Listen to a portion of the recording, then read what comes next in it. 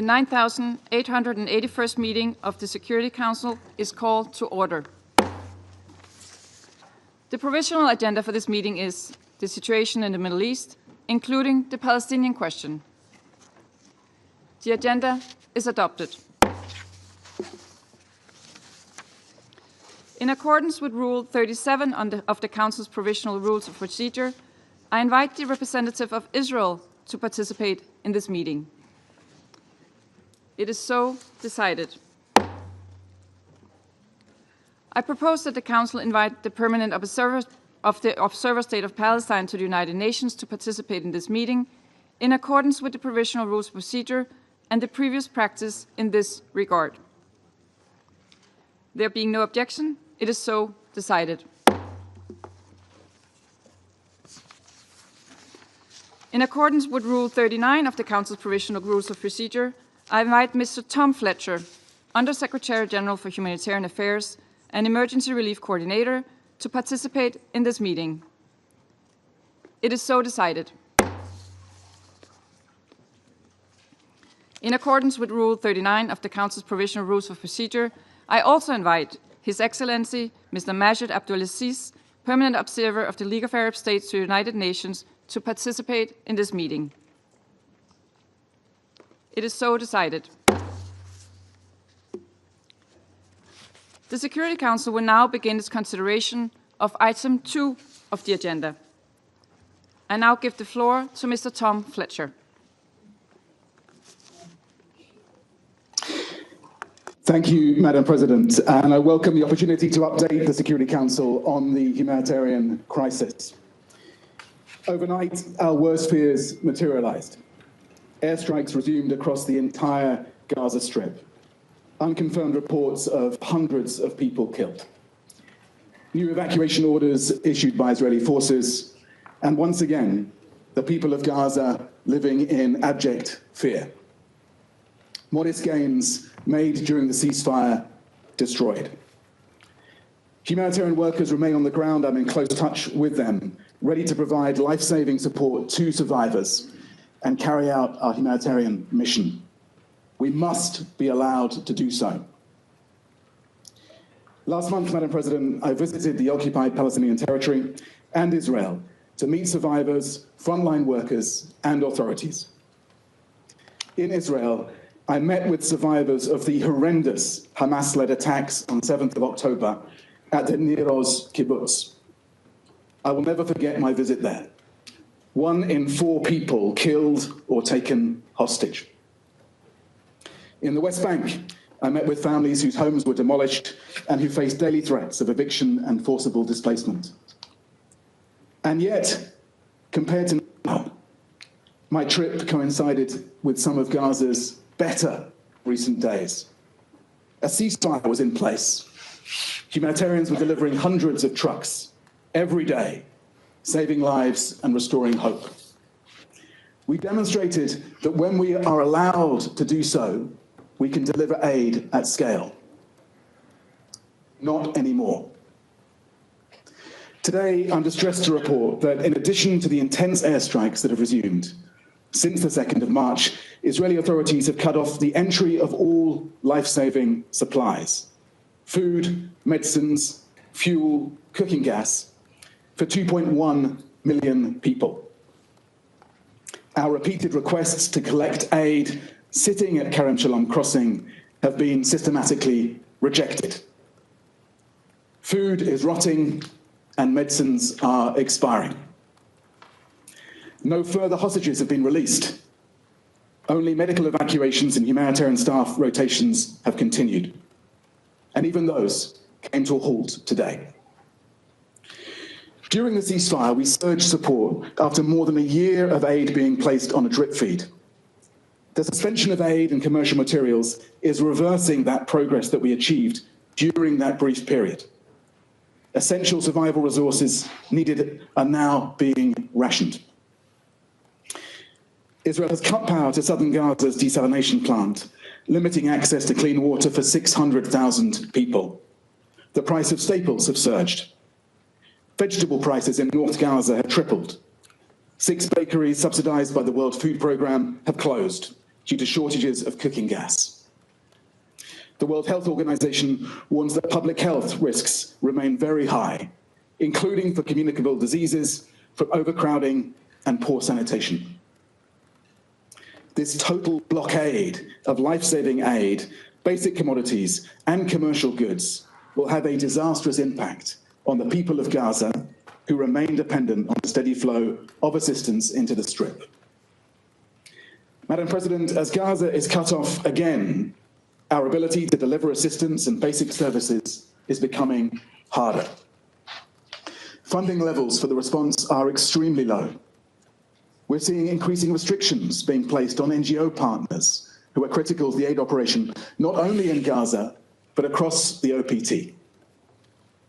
Since the Knesset legislation formally took effect on the 30th of January 2025, UNRWA international staff are no longer able to rotate in and out of Gaza. The amount of cash that humanitarian personnel can bring into Gaza has been further decreased to a half of previous levels, far below what is required to cover even basic expenses for a 6-week rotation. On the 9th of March, Israeli authorities introduced new registration rules for international NGOs delivering humanitarian aid to Palestinians in the OPT. If enforced, these would impose strict conditions and significantly disrupt aid operations. The Israeli Knesset is also considering a bill to impose considerable taxation on donations from third states to Israeli NGOs, including humanitarian and human rights groups. If implemented, this would further erode the number of partners with the capacity to implement protection interventions. Many Israeli NGOs are engaged on legal cases involving home demolitions and forced evictions. They also provide protective presence activities related to settler violence. We continue to give what remains inside Gaza to those most in need. We are trucking water where we can, providing reduced food rations, and distributing shelter items. We continue to support hospitals with supplies, emergency medical teams, and casualty evacuations to hospitals in Gaza. Our education partners report that about 631 temporary learning spaces are now operational throughout Gaza, supporting over 172,000 students. But we cannot sustain this for much longer unless the crossings are opened again for aid to enter. Madam President, the 42-day ceasefire proved what was possible. Aid delivery was enabled, and we scaled up quickly and effectively. 30 hostages and 8 deceased hostages and 583 Palestinian detainees were released during that period. Criminal activity in Gaza was brought under control, reducing the looting of humanitarian convoys by armed Palestinians. Over 4,000 trucks of aid per week entered Gaza. We reached over 2 million people, 540 water delivery points set up, 113,000 tents distributed to families by the UN humanitarian partners and others. Our polio vaccination targets were exceeded, reaching over 600,000 children. Maternity kits were expanded to support 5,000 births. Thousands of postpartum kits were distributed for mothers and newborns. It proves what's possible when we're allowed to do our job. We cannot and must not accept a return to pre-ceasefire conditions or the complete denial of humanitarian relief. Civilians must be protected. Their essential needs must be met. International law must be respected.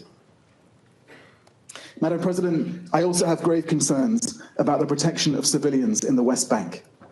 The situation there is an urgent crisis that must be addressed with the necessary international attention. Since the start of this year, 95 Palestinians have been killed, including 17 children, and 869 have been injured, including 179 children. The Israeli military has renewed wide-scale operations in the northern West Bank, deploying tanks for the first time in 2 decades. 40,000 Palestinians have been displaced in these operations, including from refugee camps and cities. Civilian infrastructure has been extensively destroyed. In Area C, Palestinian communities continue to be coerced off their land by settlement expansion, settler violence, and home demolitions. Hundreds of Israeli settlers have launched large-scale attacks on Palestinian villages, burning homes and destroying property. Over 800 movement obstacles, including over 20 new road gates and checkpoint closures, are severely disrupting Palestinians' access to work, healthcare, and essential services. Restrictions by Israeli authorities continue to prevent thousands of Palestinian worshippers from reaching holy sites. Madam President, three things need to happen right now. First and foremost, humanitarian aid and commercial essentials must be allowed to enter Gaza. Blocking food, water, medicine for people who need them is unconscionable. It also goes against international humanitarian law and the provisional orders of the International Court of Justice. Second, we must renew the ceasefire. Over 48,000 Palestinians have been killed and thousands more are missing. Over 1,200 Israelis have been killed. Over 100,000 Palestinians are injured, many with life-changing wounds. The return to hostilities overnight must cease. The suffering of the people of the region must end. A renewed ceasefire is the best way of protecting civilians in Gaza, in the OPT, and in Israel, releasing hostages and detainees, and allowing aid and commercial supplies in. And third, the humanitarian response must be funded. We have received only 4% of what is needed. We don't even have enough to get through this quarter. In closing, I am reminded of a message I saw scrawled on a hospital whiteboard in Gaza, written by a doctor who was later killed. A message that has stuck with me. Whoever stays until the end will tell the story. We did what we could. Remember us. Madam President, colleagues on the Security Council, will we be able to say that we did what we could? Thank you. And I thank Mr. Fletcher for his briefing. I now give the floor to those council members who wish to make statements. I give the floor to the representative of Algeria. Madam President,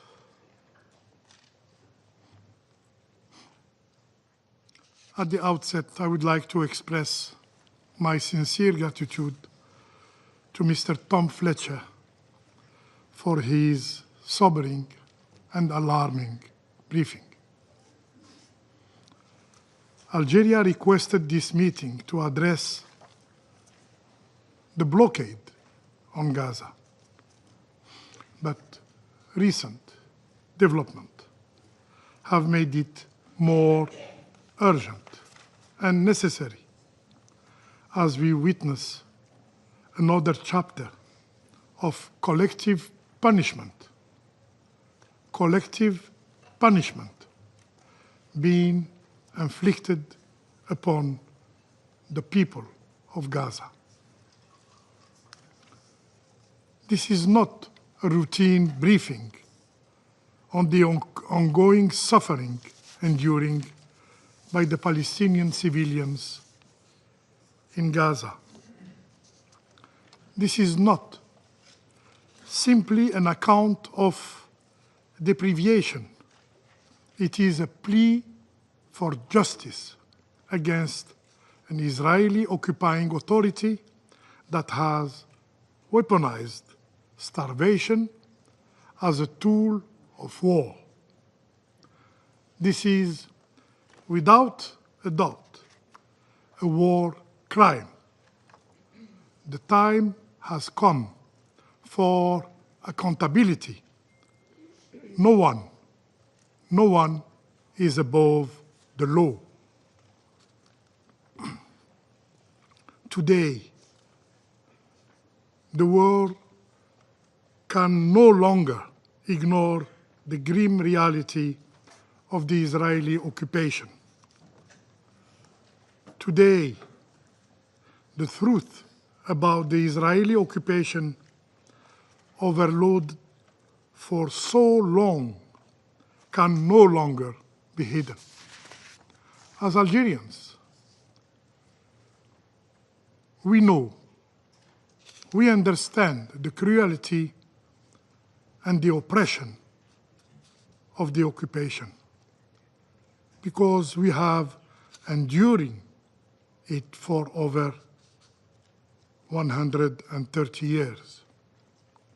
Occupation, the most horrible, the most shameful chapter in modern history, continues to wreak havoc, and it must be ended wherever it exists. Madam President, for now over 2 weeks, not a single aid truck have been allowed to enter Gaza. Not one. This deliberate blockade, timed to coincide with the holy month of Ramadan, is a calculated effort to break the resilience of the Palestinian people.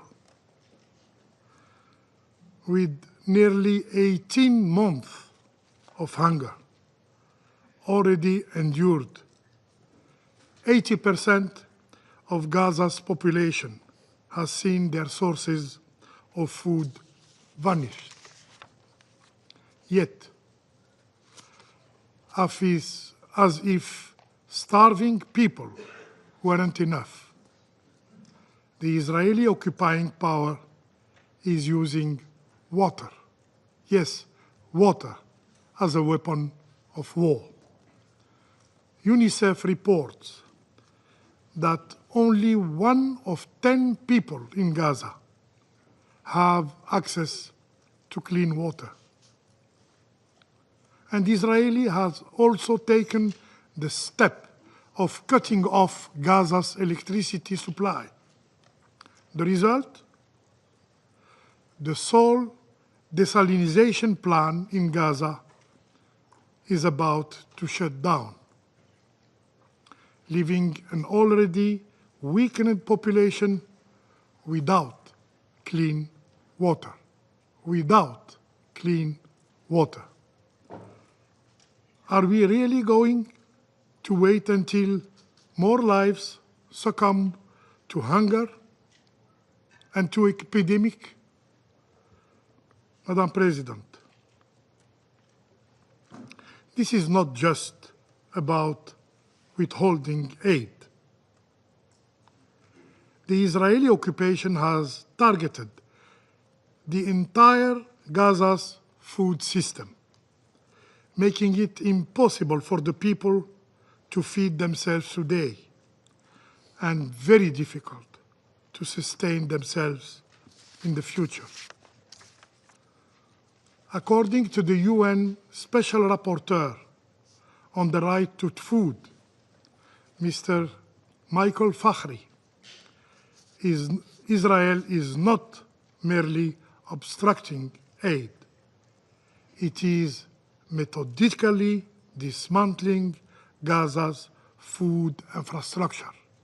Moreover, after attacking UNRWA, the backbone of Gaza's humanitarian aid, Israel, as an occupying power, has imposed new restrictions on all NGOs, thus creating new administrative obstacles to their ability to operate and assist the Palestinian people. The Palestinian NGO network has rightfully condemned this move, calling it a deliberate attempt to silence international aid organizations and isolate Palestinian voices from the global community. Amidst this humanitarian catastrophe, the Israeli occupying forces brazenly took the liberty of killing Palestinians, completely disregarding the ceasefire agreement. Just this night, just last night, the Israeli forces have launched a series of indiscriminate airstrikes across Gaza, resulting in the death of more 400 people, the majority of them women and children. Once again, Palestinian blood is being used as a tool for the political calculations of the Israeli politicians. We condemn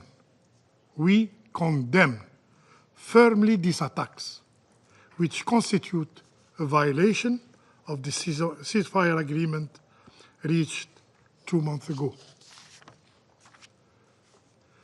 And we remind all parties that Resolution 2735 guarantees the continuation of the ceasefire as long as negotiations are ongoing.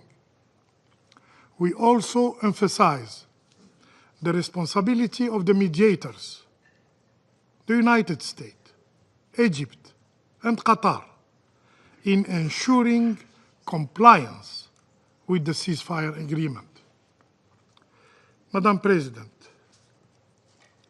the International Court of Justice has already spoken on this matter. In its provisional measures, the ICJ has ordered Israel as the occupying power to immediately take all necessary actions to ensure the unimpeded delivery of urgent humanitarian aid to the people of Gaza. This includes the provision of basic services such as food, water, electricity, fuel, medical care, and sanitation. This very council,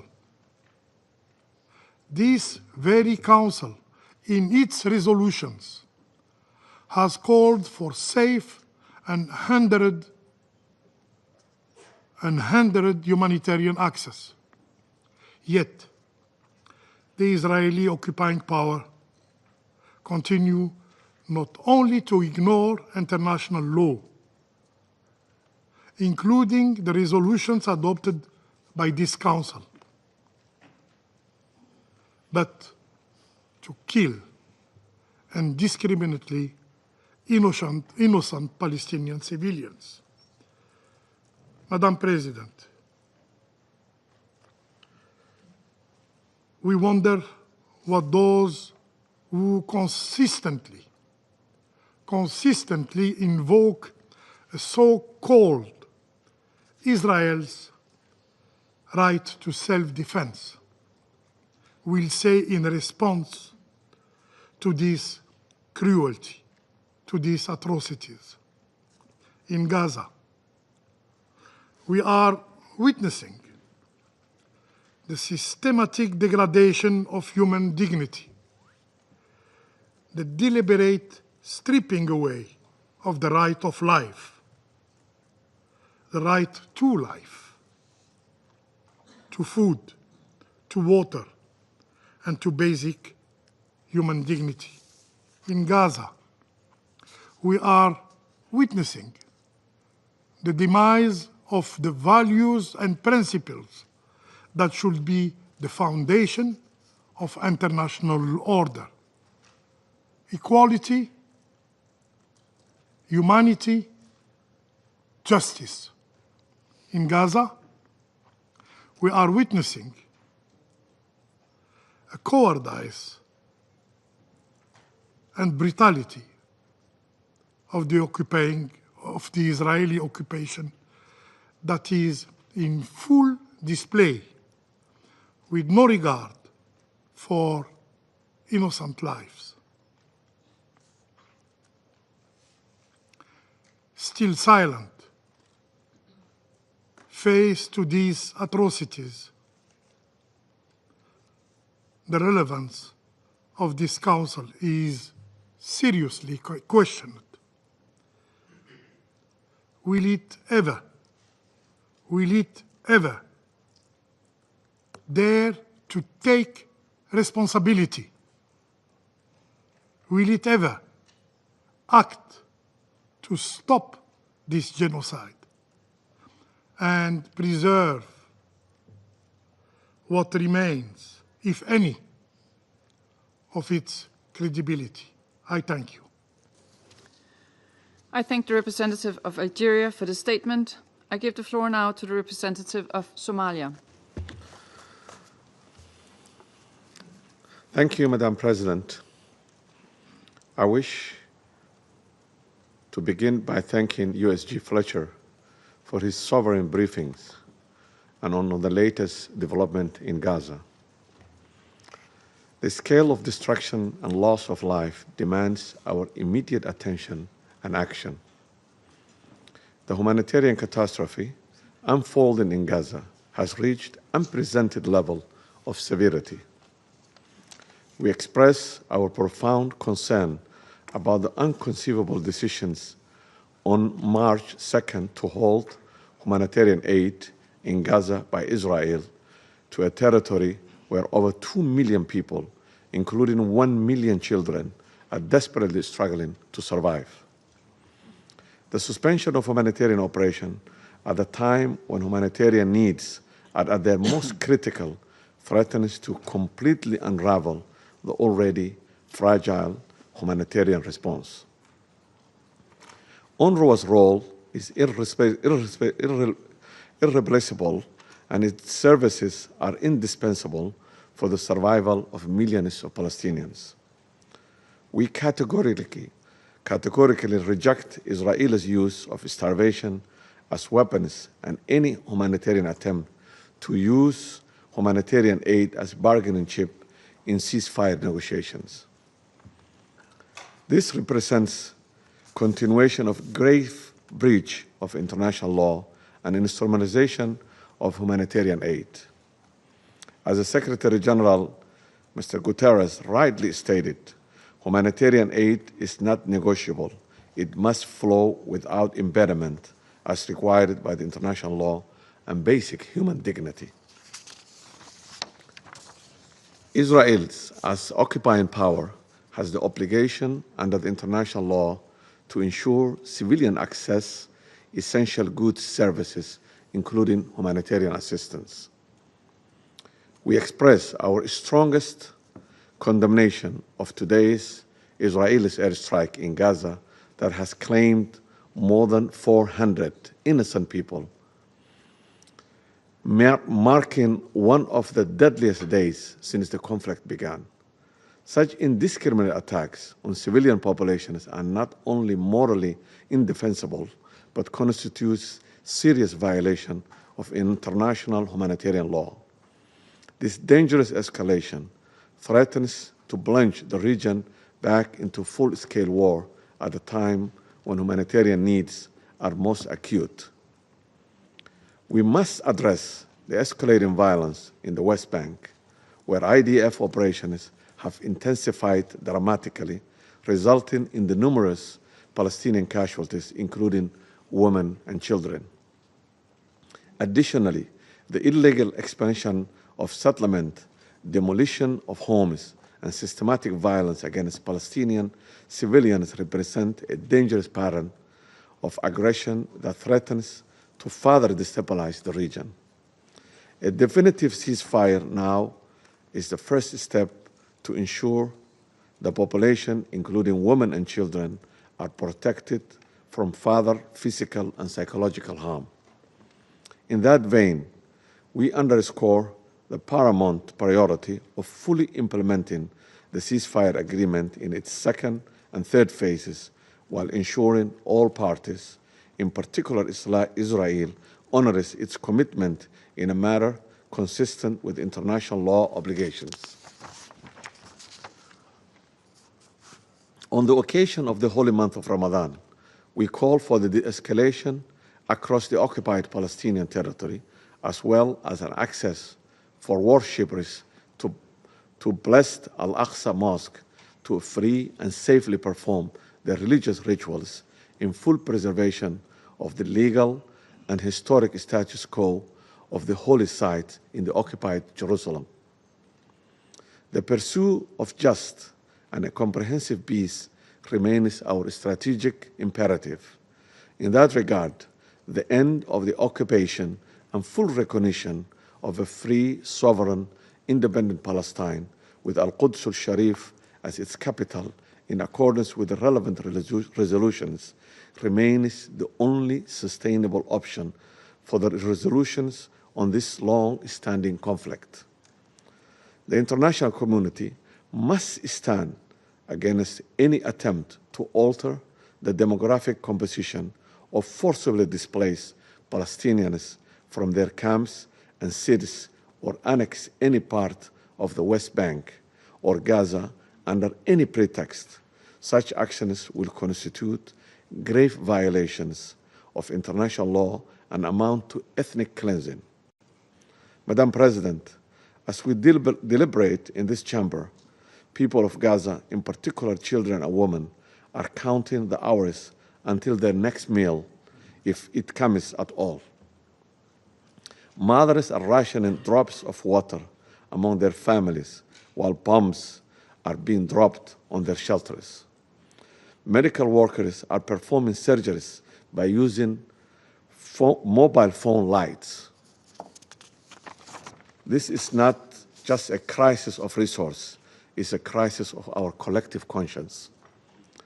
Let our decisions today reflect our humanity. It's our moral imperative to protect innocent lives and pursue justice and lasting peace in the region. I thank you. I thank the representative of Somalia for the statement. I give the floor now to the representative of Sierra Leone. Thank you, Madam President. Madam President, this meeting of the United Nations Security Council has been called to address the worsening humanitarian situation in the Gaza Strip following the humanitarian blockade imposed by the government of the State of Israel. With the devastating bombing across Gaza in the past 24 hours, it is evident that this meeting is being held when there is a direct violation of the ceasefire. Let me thank Under-Secretary General for Humanitarian Affairs and Emergency Relief Coordinator, Mr. Tom Fletcher, for his important and sobering briefing. Sierra Leone acknowledges the continued leadership of United Nations and the dedication of all humanitarian entities and personnel in responding to the dire humanitarian crisis in the Gaza Strip. The ceasefire agreement reached by the government of Israel and Hamas in January 2025 was a significant development, demonstrating the potential of good faith engagement and political will in achieving tangible progress. However, while the agreement reduced violence, its implementation has been marred by severe challenges that demanded urgent redress and continued engagement. Madam President, colleagues, most critically, for over 2 weeks, the government of Israel completely suspended the entry of humanitarian aid and commercial supplies into the Gaza Strip. The consequences of this blockade have been devastating, deepening the suffering of civilians and exacerbating an already dire humanitarian crisis. The deliberate withholding of food, water, medical supplies, and electricity, particularly when imposed on a besieged population already facing extreme hardship, constitute, in our view, collective punishment, a violation of the Fourth Geneva Convention. Since March 2nd, humanitarian aid has been completely blocked from entering Gaza, leaving 1.9 million displaced persons without food, medical care, or other life-sustaining assistance. The United Nations Relief and Work Agency, UNRWA, and other humanitarian organizations have reported massive shortage of food, medicine, and medical supplies, further exacerbating the dire conditions in overcrowded shelters and hospitals. Of particular concern are reports from UNFPA and UNICEF regarding the prolonged denial of reproductive health services for women and girls, further violating their rights to health and dignity. The cutting off of electricity has worsened the crisis, rendering hospitals and health facilities unable to operate critical life-saving equipment.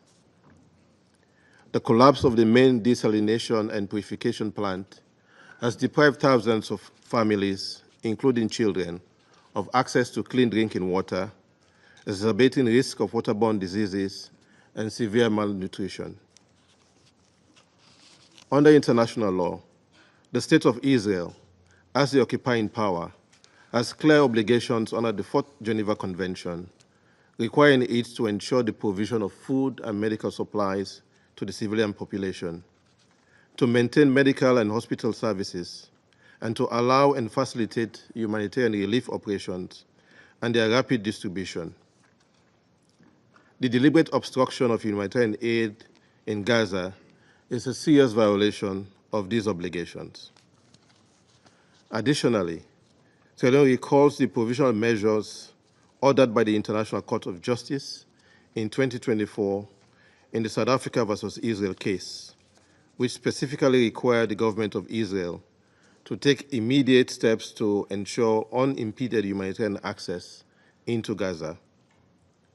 The continued blockade defies the court's binding ruling and further endangers the civilian population.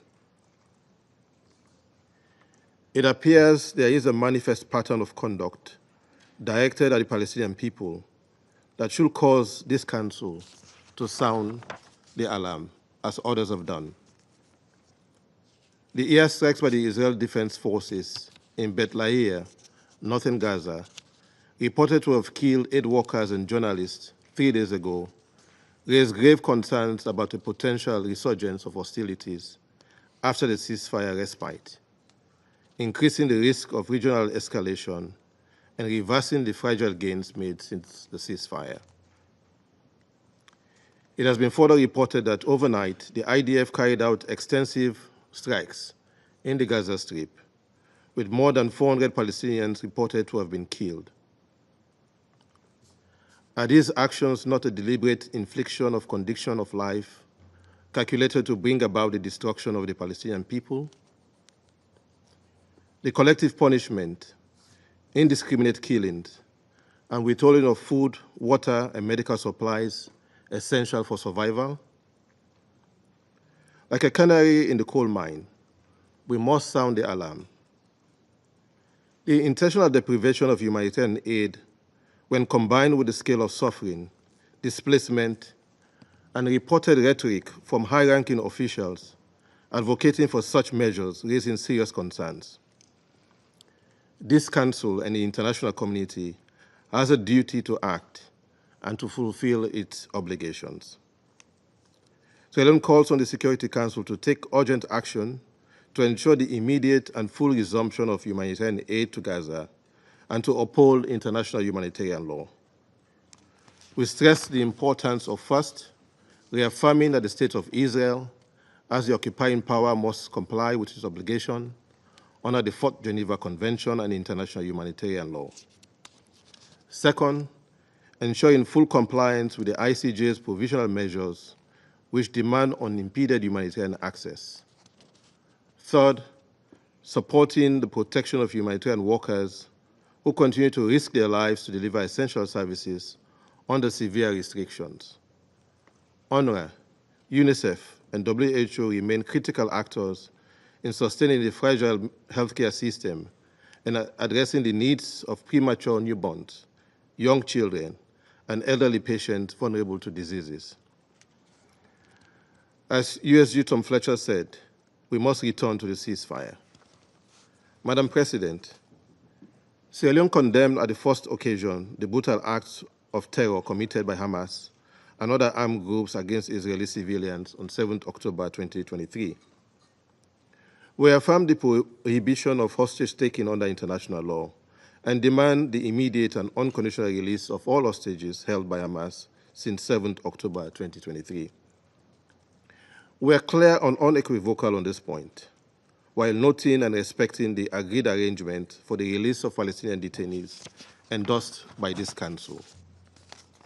We therefore emphasize the necessity of sustained diplomatic engagement to consolidate the ceasefire agreement and address outstanding issues. A just and lasting solution to this crisis requires the full and immediate restoration of humanitarian aid access, respect for international law and accountability, the protection of civilians and humanitarian workers, and a political resolution based on the two-state solution, ensuring security and coexistence for both Israeli and Palestinians. This Council must remain steadfast in upholding its responsibility to maintain peace, security, and justice. The cost of inaction is too high, and the suffering of the people in Gaza, the occupied Palestinian territory, and Israel cannot and must not be ignored. I thank you. I thank the representative of Sierra Leone for the statement, and I give the floor to the representative of Guyana. Madam President, thank you for organizing today's briefing, and my thanks as well to USG Fletcher for his sobering briefing. Madam President, Palestinians are observing another Ramadan marked by deprivation and renewed destruction. More than 400 of them were reportedly killed in the last 24 hours. It is ironic that in this holy month when Muslims across the world seek to grow in moral probity, Palestinians are confronted with more suffering brought about by an apparent paucity of humanity and compassion. The past 3 weeks have seen a rollback of the humanitarian progress made over the previous 6 weeks, following the ceasefire deal brokered by Egypt, Qatar, and the United States. With the pause of the Israeli offensive in Gaza and the easing of several restrictions on humanitarian assistance, Palestinians, and indeed the international community, were hopeful that the situation would progressively improve, culminating at some point in a full recovery for Gaza. Guyana is therefore very disappointed that a decision was taken to halt humanitarian aid into Gaza since March 2nd on account of a deadlock in the negotiations between Israel and Hamas. This decision is illegal, since Israel is obligated under international law not to deprive civilians of the goods and services essential for their survival. Guyana is further disappointed that Palestinian civilians are again being made to walk the path of war, which has ravaged their lives and their land for over 15 months. Guyana calls on this Council to take the necessary action to prevent a repeat of the catastrophe which Gaza has endured for more than a year. Coupled with this new offensive, the ongoing aid blockade has placed Palestinians in an extremely precarious situation, as we have heard from USG Fletcher.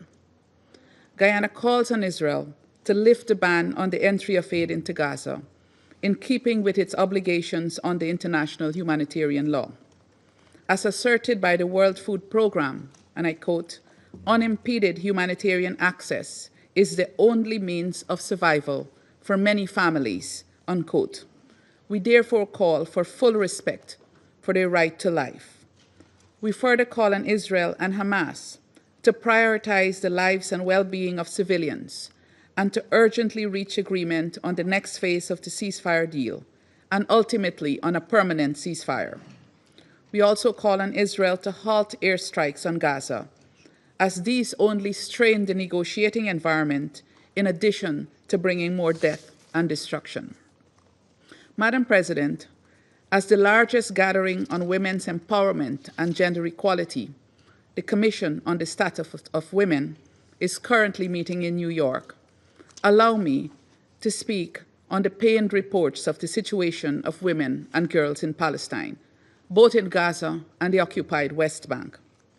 We have taken note of the 13th March report of the Independent International Commission of Inquiry on the occupied Palestinian territory, including East Jerusalem, on Israel's systematic use of sexual, reproductive, and other forms of gender-based violence since 7 October 2023.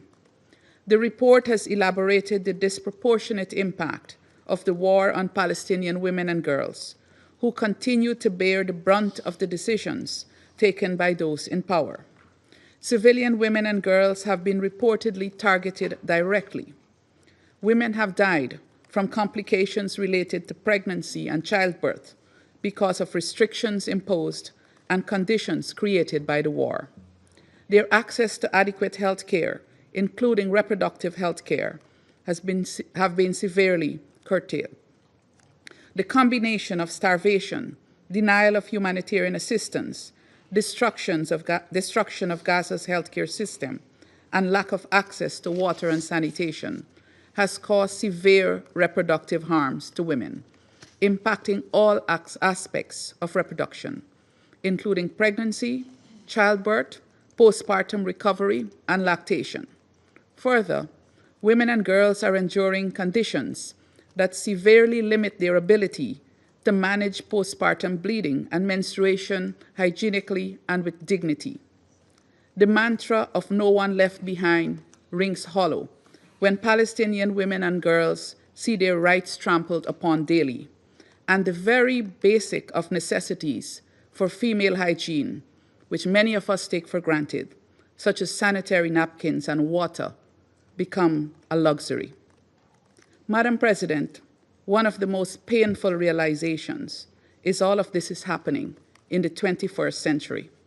With all the international legal advances made for the protection and promotion of the rights of women and girls, the situation in Palestine should never have reached these proportions. The situation of children is equally distressing, Madam President. As reported by UNICEF, without aid entering the Gaza Strip, roughly 1 million children are again living without the very basics they need to survive. Madam President, dear colleagues, the people in Gaza continue to suffer because of political decisions that they had no part in making. These decisions will be felt for years, even decades, by innocent people who will still be grappling with the socioeconomic, physical, and psychological impacts of this war, long after the guns have gone silent. In fact, this is a double tragedy, since the people of Israel will also continue to grapple with the consequences of a decades-old war that keeps pitting them against people who, just like themselves, dream of peace. Guyana's singular appeal to the parties is to prioritize peace for the people of Palestine and the people of Israel. In so doing, we reiterate the need for an immediate, unconditional, and permanent ceasefire to create the conditions for the recovery and reconstruction of Gaza. Guyana again calls on Israel to lift its illegal blockade of aid into the Gaza Strip to facilitate the easing of the dire humanitarian situation, and on the international community to scale up its humanitarian assistance. We also reiterate the demand for the immediate and unconditional release of all remaining hostages from Gaza and of Palestinian prisoners detained in Israeli jails without charge. Finally, Guyana calls for earnest efforts towards a lasting, just, and comprehensive peace between Israel and Palestine, premised on the two-state solution. Guyana remains committed to doing its part to this end. I thank you. I thank the representative of Guyana for the statement. Before I give the floor to the representative of France, I would like to announce our... Sorry, I'm sorry, I'm wrong here. So I now give the floor to the representative of the United States. Thank you. Thank you, Madam President. And thank you, Undersecretary General Coordinator Fletcher, for your briefing. Madam President, colleagues, the blame for the resumption of hostilities lies solely with Hamas. This brutal terrorist organization has steadfastly refused every proposal and deadline they've been presented over the past few weeks, including a bridge proposal to extend the ceasefire beyond Ramadan and Passover, to allow time to negotiate a framework for a permanent ceasefire. Hamas refused this offer, preferring still to hold hostages captive and hide amongst the people of Gaza, using them as human shields. It is the people of Gaza who will suffer further because of Hamas's disregard for human life. Madam President, in this context, I want to respond to the allegation of indiscriminate attacks by the IDF. The IDF is striking Hamas positions. It is well known that Hamas continues to use civilian infrastructure as launching pads, and the United States condemns this practice, as should others. President Trump has made clear that Hamas must release the hostages immediately or pay a high price, and we support Israel in its next steps. Hamas must release the hostages it abducted more than 17 months ago. Doing so would enable loved ones to be reunited and allow the return of remains for those killed while being held by Hamas. Unfortunately, Hamas has refused all attempts to find a way to extend the ceasefire. It has been weeks since Hamas has released any hostages. We must recognize Hamas's savagery for what it is. This terrorist organization committed the worst massacre of Jews since the Holocaust, raped and engaged in sexual violence toward Israeli hostages and other victims of the attack, released multiple hostages in a condition reminiscent of Holocaust survivors, and murdered and then paraded the coffins of the Bibas children through the streets. President Trump has been clear. All of the remaining 59 hostages, including New Jersey resident Idan Alexander and the bodies of 4 Americans murdered by Hamas, Itai Chen, Gadi Hagai, Judy Weinstein Hagai, and Omer Nutra, must be immediately released. Behind every terrorist group like Hamas or Palestinian Islamic Jihad, behind every act of violence, behind everything that threatens peace and stability for the millions of people who call this region home, is Iran. The countries of the Middle East have an historic opportunity to reshape their region in a way that affords all its people a better path forward.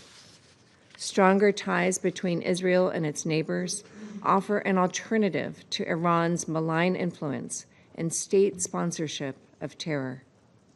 The United States will do its part with our Arab partners to work toward a durable solution to the conflict and create a more prosperous future for the region's people. Thank you. I thank the representative of the United States for the statement. I will now try again to welcome our new colleague, Ambassador Jérôme Bonafont, who's the new permanent representative of France to the Security Council. We look forward to working together. You have the floor. Thank you, Madam President, and thank you for your words of welcome. I'll try to be as good as Nicolas de Rivière, my predecessor. He told me that he very much appreciated his work in the Council and the cooperation with members. We would like to thank the coordinator for his briefing, and we'd like to thank all humanitarian actors working to help the population affected by the humanitarian situation.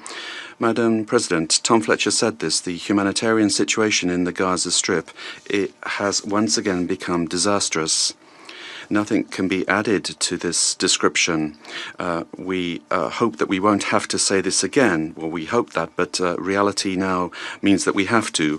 France condemns the Israeli strikes carried out yesterday in the Gaza Strip that have already led to hundreds of civilian victims. We call for an immediate end to hostilities which compromises the efforts to release the hostages and threatens the lives of the civilian population in Gaza. All parties must respect the ceasefire comprehensively and engage in good faith negotiations in order to make the ceasefire permanent and continue with the January agreement. We call upon the Israeli authorities to ensure the permanent protection of all civilians and to re-establish access to water and electricity, as well as to immediately lift obstacles to the entry of humanitarian aid in Gaza. We reiterate our call for the unconditional release of all hostages still detained in Gaza. France also expresses its concern with regard to the situation for the civilians in the West Bank, particularly forced displacement. We call upon the Israeli authorities to show the greatest restraint in the use of force and to ensure, according to international humanitarian law, the protection of the civilian population and enable the rapid return to those civilians that have been displaced. International humanitarian law must fully apply. We welcome the work of the agencies, funds and programs of the United Nations, including UNRWA, in assisting the population. Madam President, it is imperative that all of the hostages be released without condition in accordance with international law and what this Council has so many times demanded. Hamas must put an end to the degrading and humiliating treatment inflicted on the hostages. And France continues to stand in solidarity with the hostages and the Israeli people in the face of the trauma they have suffered. We will always condemn the terrorist, barbarous attacks committed by Hamas and other terrorist groups on the 7th of October 2023, which constitute the worst anti-Semitic massacre since the Shoah. We will never cease to condemn the sexual violence committed by these terrorist groups. The Council must do the same. France welcomes the tireless efforts of the United States, Qatar, and Egypt in facilitating negotiations for continuing the ceasefire and the release of hostages. I referred to this previously. Hostilities in Gaza must end and lead to lasting peace. France welcomes the proposal for Gaza reconstruction put forward by the member states of the Arab League at the Cairo summit on the 4th of March last, and we would call upon all parties to build on the strengths of this plan in order to progress, particularly in the area of security and governance. This plan must exclude Hamas from governance in Gaza. The movement must be disarmed and it must provide solid security guarantees to Israel. The future of Gaza must go hand in hand with a global political resolution of the Israeli-Palestinian conflict. And it is with this goal in mind that France in June 2025 will co-chair with Saudi Arabia an international conference on the implementation of the two-state solution, Israel and Palestine, here in New York. This is the only path that will allow Israelis and Palestinians to live side by side in peace and security. But for the moment, what is urgent is to stop the bombing, resume humanitarian aid and to release in dignity all of the hostages. I thank you. The representative of France for the statement. And now give the floor to the representative of Panama. Muchas gracias. Thank you very much, Madam President, for convening this meeting. And thanks to Mr. Tom Fletcher, Under Secretary General for Humanitarian Affairs and Emergency Relief Coordinator, OCHA, for his detailed report. This meeting is being held in a context of profound concern, given the deterioration of the humanitarian situation in the Gaza Strip, following the recent restrictions on the entry of humanitarian assistance. We deeply regret the worsening of the always sensitive ceasefire that had provided temporary relief to the civilian population. It's urgent now that efforts be resumed, all necessary efforts to restore calm and enable safe access of assistance to those that need it so much. Since the 1st of March, the closure of the border crossings has prevented the entry of humanitarian assistance, leading to serious scarcity of food, medicines and fuel. This has endangered thousands of people who for so long have depended on humanitarian assistance to survive, in particular during this period of the holy month of Ramadan, which should be a time of peace and reflection. As indicated by the World Food Programme, In the 42 days of the ceasefire, it was possible to deliver more than 40,000 metric tons of food to Gaza, providing vital assistance to 1.3 million people. Nevertheless, since the recent closure of the crossings, it has not been possible to deliver new assistance. The suspension of the electrical supply, according to OCHA, has further worsened the situation. The disconnection of the desalination plant in the south of Gaza has drastically reduced access to drinking water, affecting some 600,000 people in various communities in the Strip, which seriously endangers public health and humanitarian security. In the midst of this crisis, it's fundamental to recognize the tireless work of the humanitarian actors who are working in extreme conditions to alleviate the suffering of the population. Panama very much appreciates the hard humanitarian work that is being done that has been done and made it possible to vaccinate more than 603,000 children against polio during the truce, thanks to the joint work of the WHO, UNRWA, and UNICEF. This effort demonstrates that when safe access is guaranteed, it is possible to protect the lives of the most vulnerable. That is why it is fundamental that measures be renewed that will facilitate the entry of supplies in a safe and sustainable manner. Madam President, it is important to recall that this crisis is not only the result of control and security measures that make it difficult to provide humanitarian access. The suffering and destruction that we see in Gaza is the direct consequence of the extremist actions of Hamas and their inhumane attack on the 7th of October, which unleashed this tragic spiral of violence. To that, we have to now add the current refusal of Hamas to meet the commitments agreed upon in the framework of the ceasefire and to release additional hostages. This has endangered thousands of innocent civilian lives. Hamas has not only sown terror, but it has exploited the suffering of the population of Gaza as a political bargaining chip. Panama has categorically condemned, and we do condemn this behavior, and we demand the immediate and unconditional release of all hostages that remain in their power. Madam President,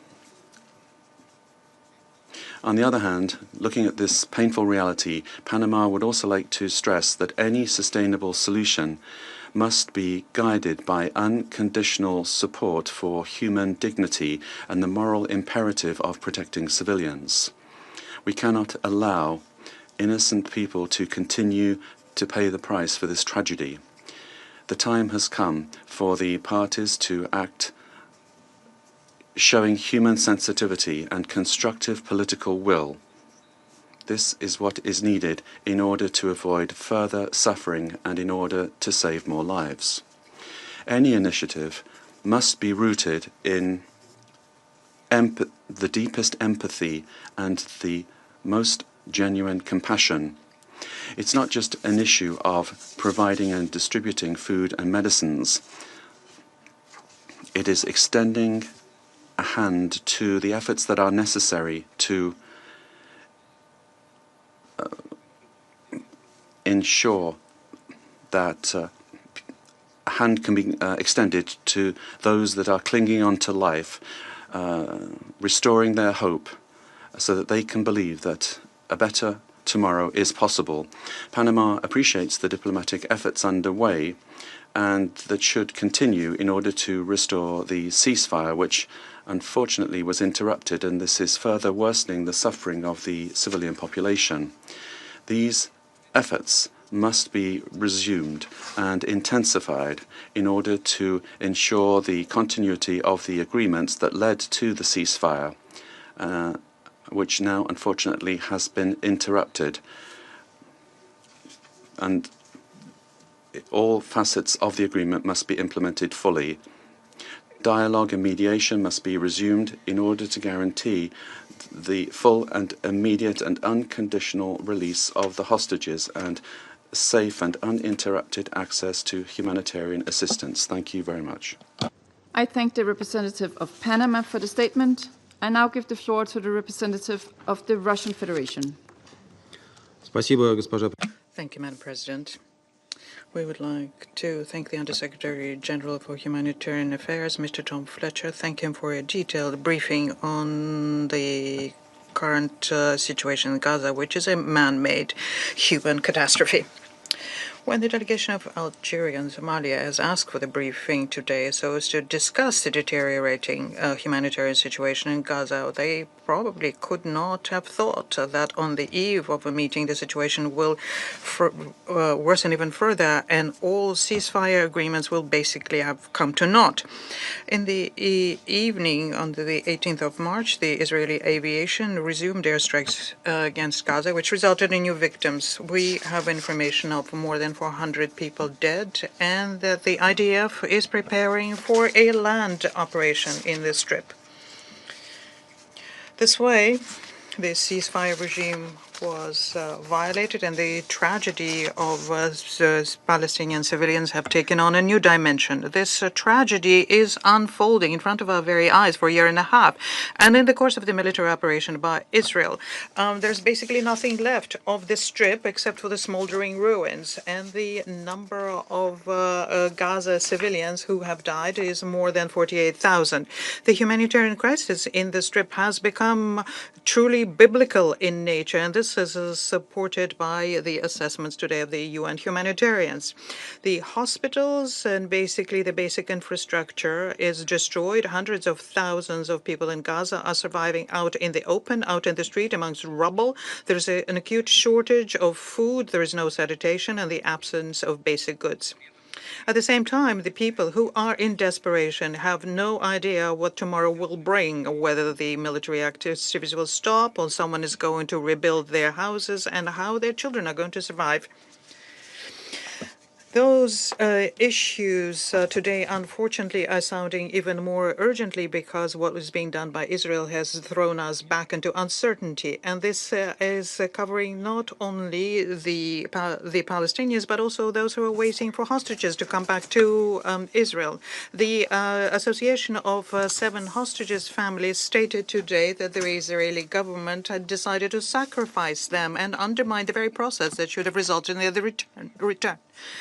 Instead of that, what we're seeing is the logic of edging the Gaza people out of their land has prevailed. And this is at the time when all of the suffering, which is beyond human comprehension, the people in Gaza, as we know from many sources, do not want to leave, and they only see their future as a future on their homeland. This is the right that they have suffered for, and the duty of the international community is to make sure that everything is done, that this right is implemented. They have to get a chance for a safe and dignified future in the Strip, and the Palestinian people as a whole a chance for creating their state. Madam President, distinguished colleagues, under the current circumstances, the Security Council has to do everything possible to make sure that there is a resumption of ceasefire as quickly as possible and that there is a resumption of the implementation of the agreement between Israel and Hamas. We should not repeat the mistakes of before. The number of Gazans died over the recent time is so high because the Security Council was unable to make an earlier decision on a ceasefire. And this is a very bitter lesson that the Security Council members should learn and not repeat, because no political considerations can justify such a delay which resulted in the lives lost for such a high number of people.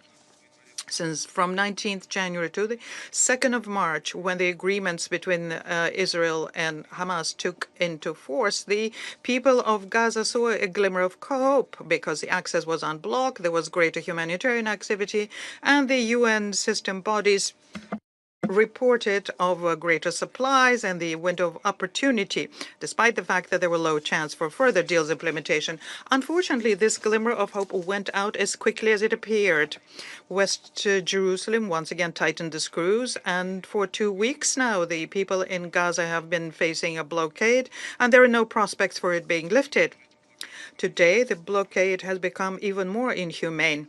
The authorities of Israel are obstructing the work of international humanitarian organizations and agencies. They prohibit any humanitarian supplies and commercial goods coming in, and they're dooming the people in Gaza to further suffering. As far as we can say, the crossings have been closed altogether today. Cutting off the power on the 9th of March from the desalination plant, and my colleagues mentioned that, is yet another instance of a blatant disregard to international humanitarian law on the part of West Jerusalem. This decision, by the way, is of no military import, but it brings hundreds of thousands of people to the brink of death because they have no access to clean drinking water. Give it some thought, please. Today, only 1 out of every 10 people in the Strip can have access to clean drinking water. The consequences of such a situation will be catastrophic, inter alia, because under these conditions there's a great risk of widespread infectious diseases. On the other hand, providing medical assistance, as we can see, are basically absent in the Strip. Madam President. And the most serious concern is caused by a continued crisis with UNRWA. The open prosecution of the agency, the Knesset decision to ban its functioning on what's being called the sovereign territory of Israel, only adds to the picture of an intentional undermining of the humanitarian response in this Strip. It's impossible to argue with how important UNRWA is for the refugees, nor can one deny that this is the UN body that's playing an irreplaceable role in providing assistance to the people in Gaza. We once again state with our unflagging support for UNRWA and recall the role the agency played in Middle East settlement, including dealing with one of the final status issues, namely the Palestinian refugees. Against this background, we hear from Israel the statement that they have some kind of a plan whereby Western Jerusalem would take full control over the supply and distribution of humanitarian assistance. There are very few details on this plan, but there is every reason to think that this plan, in case it's implemented, will not just seriously limit the operational possibilities for international bodies in Gaza, but also will undermine the 2720 mechanism which was created under a Security Council decision. It is also clear that such a plan cannot replace a large-scale UN humanitarian assistance. The situation is further compounded by the fact that Israel, as an occupying power, is refusing to shoulder the responsibility for providing the needs of the people under occupation. We can see that such notions as the care for the people or protection of civilians are not among the principles and the methods used by the IDF in their military operations, where they used heavy weaponry in the Strip and in the West Bank. And the West Bank situation is something that we are going to discuss this Friday. The humanitarian bodies of the UN have shown that they can, especially if there's a ceasefire, conduct effective work in the Strip and save people's lives. They need to be supported as much as we can and protect humanitarians from persecution on behalf of West Jerusalem, and this is purely political in nature. The suffering on people should not be used as a weapon of war, blackmail, or a lever of exerting influence on Hamas and the international community as a whole, and yet this is exactly what's happening. Madam President, we strongly condemn the measures introduced by Israel and think that their use is a key obstacle on the road towards easing the suffering of 2 million people in Gaza. And we call on the Israeli authorities to immediately lift the restrictions and to end the restrictions on humanitarian action in the entire OPT, including the Strip and the West Bank. We reiterate our consistent and constant line for a ceasefire, the release of all hostages and detainees, ensuring there's unimpeded humanitarian access to the OPT, and their return to the peace process on the basis of the two states for the two peoples formula. We are convinced that without a just and lasting settlement ensuring the legitimate rights and aspirations of Palestinians to have their own state within 1967 border with a capital in East Jerusalem, without that, a vicious circle of bloodshed and violence in the Middle East will not be broken. I thank you for your attention. I thank the representative of the Russian Federation for the statement, and I give the floor to the representative of Slovenia. Thank you, Madam President. I would also like to thank Under-Secretary General Fletcher for his briefing. I also want to thank him for his efforts, and I want to thank and recognize sacrifices made by the humanitarian workers in Gaza and the region. You are doing everything you can. I would like to make 4 points. First, in conflicts, we as Slovenia don't take sides. We stand with peace, protection of civilians, and international law. We entered the Security Council with an idealistic aim of helping extending the zones of peace, protecting civilians, and promoting respect for the international law. And yet it seems so difficult to work for peace. It seems so difficult for warring parties to surrender to peace. Today, Israel resumed hostilities, setting in motion a new wave of strikes and evacuation orders. Hundreds of Palestinians were killed just today, and 2 million of them are facing a new cycle of hardship, destruction, and relentless fear. We condemn these attacks, and we call on Israel to stop them immediately.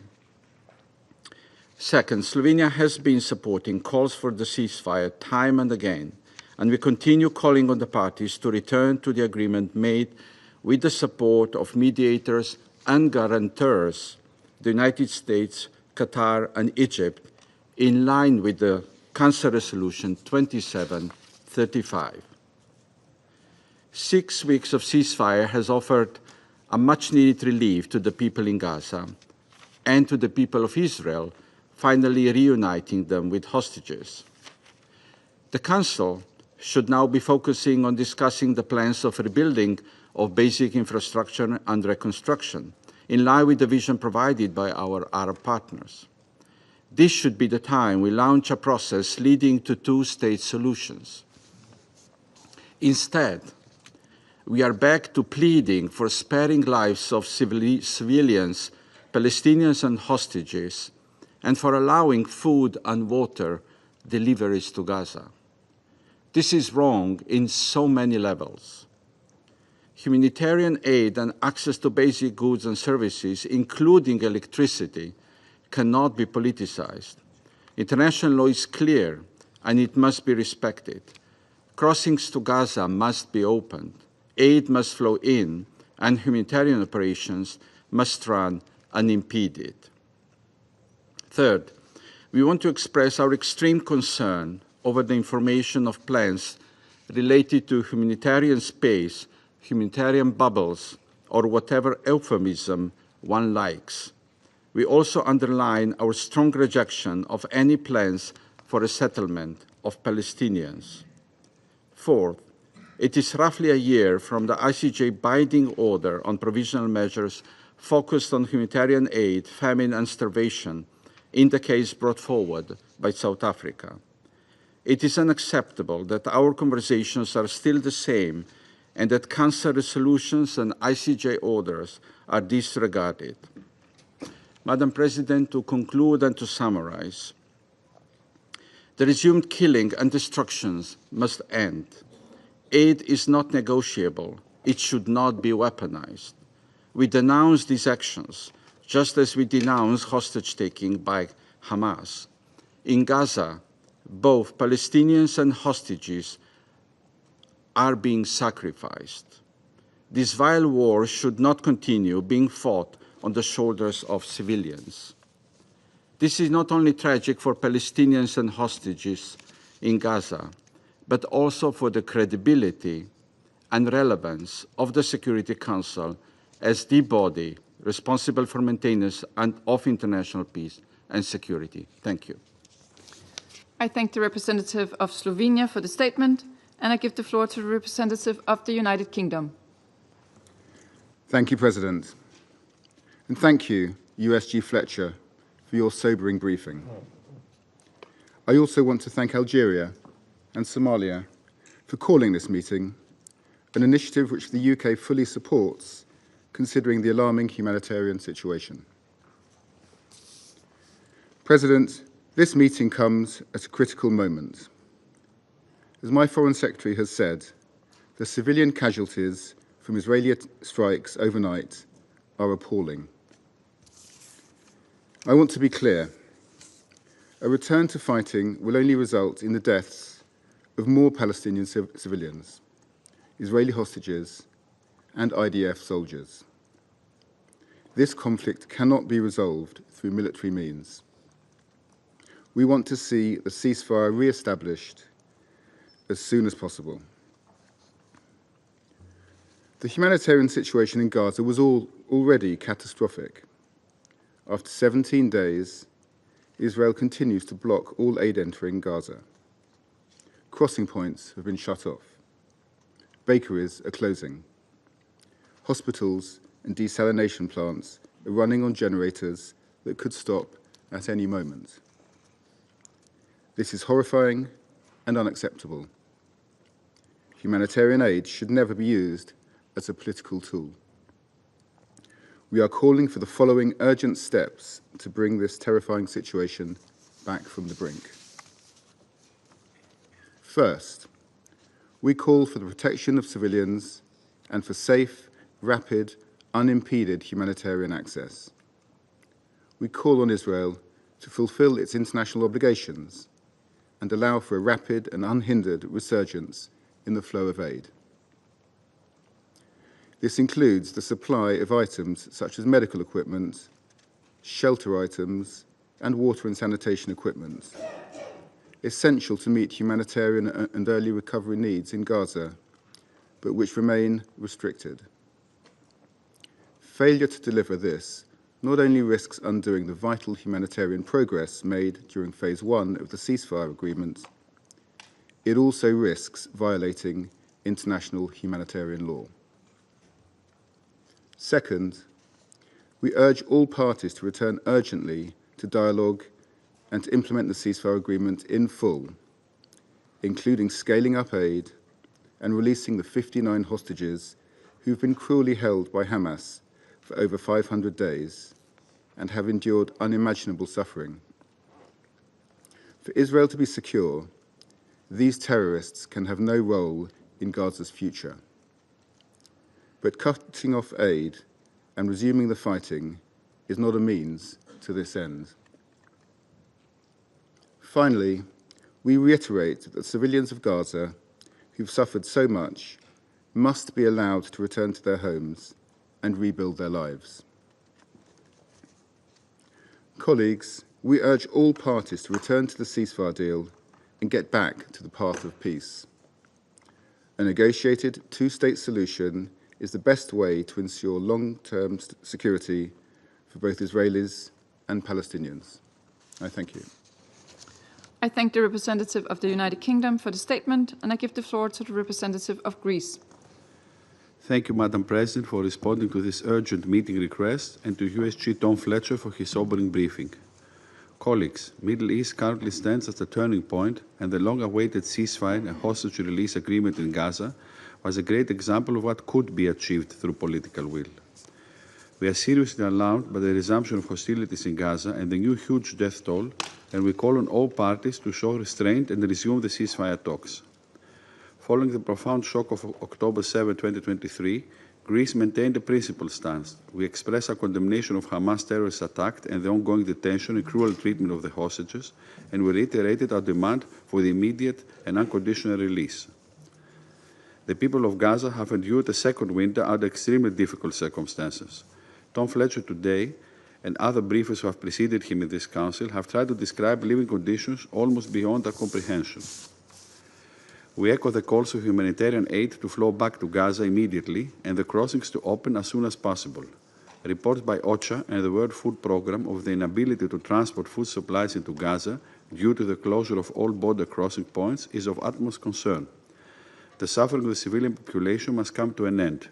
We call on Israel to allow and facilitate the safe, unconditional, massive and unhindered delivery of humanitarian aid at scale and restore access to electricity and water, as well as to ensure the protection of civilians and other protected persons, including humanitarian workers, in line with international humanitarian law. Millions are in urgent need of primary health services, education and shelter, as Gaza territory has been reduced to rubble. Thousands of children were left dead, injured, separated from their families, and internally displaced. Hence, the unhindered and continuous flow of aid into all parts of Gaza should remain a priority. UNRWA's role remains pivotal and indispensable. We support all efforts to ensure that humanitarian aid reaches Gaza and have consistently supported the Cypriot-Amalthea Maritime Corridor and other initiatives in this regard. Within the EU, we took an initiative so that EU member states can assume the treatment of injured and sick children from Gaza. In this context, we welcome 10 children and their families from Gaza who are currently receiving treatment in Greek hospitals. OCHA warnings of increased settler violence across the West Bank is also alarming, as is the displacement of people, the unfolding security situation in Jenin following the intensification of operations and terrorist attacks in the West Bank. Madam President, we need a permanent ceasefire that can pave the way for the release of all remaining hostages and for the reconstruction of Gaza. In this vein, we welcome regional efforts to cohere and art the single plan for the next phase in Gaza, and we stand ready to support and develop these ideas further. The Arab plan put forth by Egypt is a constructive proposal on the table. We are clear that any plan must not have no role for Hamas, must ensure Israel's security, must not displace Palestinians from Gaza. Any scenario of displacements would jeopardize regional stability and security, and it would undermine the prospect of achieving the two-state solution. Reconstruction efforts should also include governance and security arrangements, while ensuring the leading role of an empowered and informed Palestinian Authority in this process, capable of exerting effective governance over the West Bank and Gaza. It should also be ensured that Hamas will be excluded for any planning on the day after in Gaza, and that it will never pose a threat to Israel's security. For this to happen, though, the Palestinian Authority needs to be supported financially and institutionally, and Greece remains committed to providing assistance in this direction. Madam President, the political process must remain as a core objective of our collective efforts. We support the creation of a sovereign Palestinian state on the basis of the two-state solution, according to the relevant Security Council resolutions. I thank you. I thank the representative of Greece for the statement, and I give the floor now to the representative of Pakistan. I thank you, Madam President. First of all, I'd like to extend a warm welcome to our new colleague from France. And we thank Under-Secretary General Tom Fletcher for his very sobering briefing on the humanitarian situation in Gaza and the occupied Palestinian territories. Madam President, we are at another tragic milestone in the war in Gaza and the occupied Palestinian territories. This war and the manner in which the Security Council and the international community respond to the atrocities and actions that have been taken will have a lasting impact on the nature of the world order which we and succeeding generations inherit. 50,000 plus people have been killed in Gaza, 150,000 injured, and 2/3 of them have been women and children.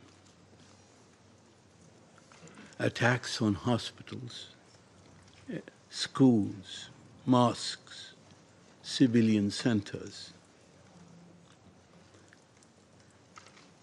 Every principle, every article of international law and international humanitarian law have been blatantly violated with impunity.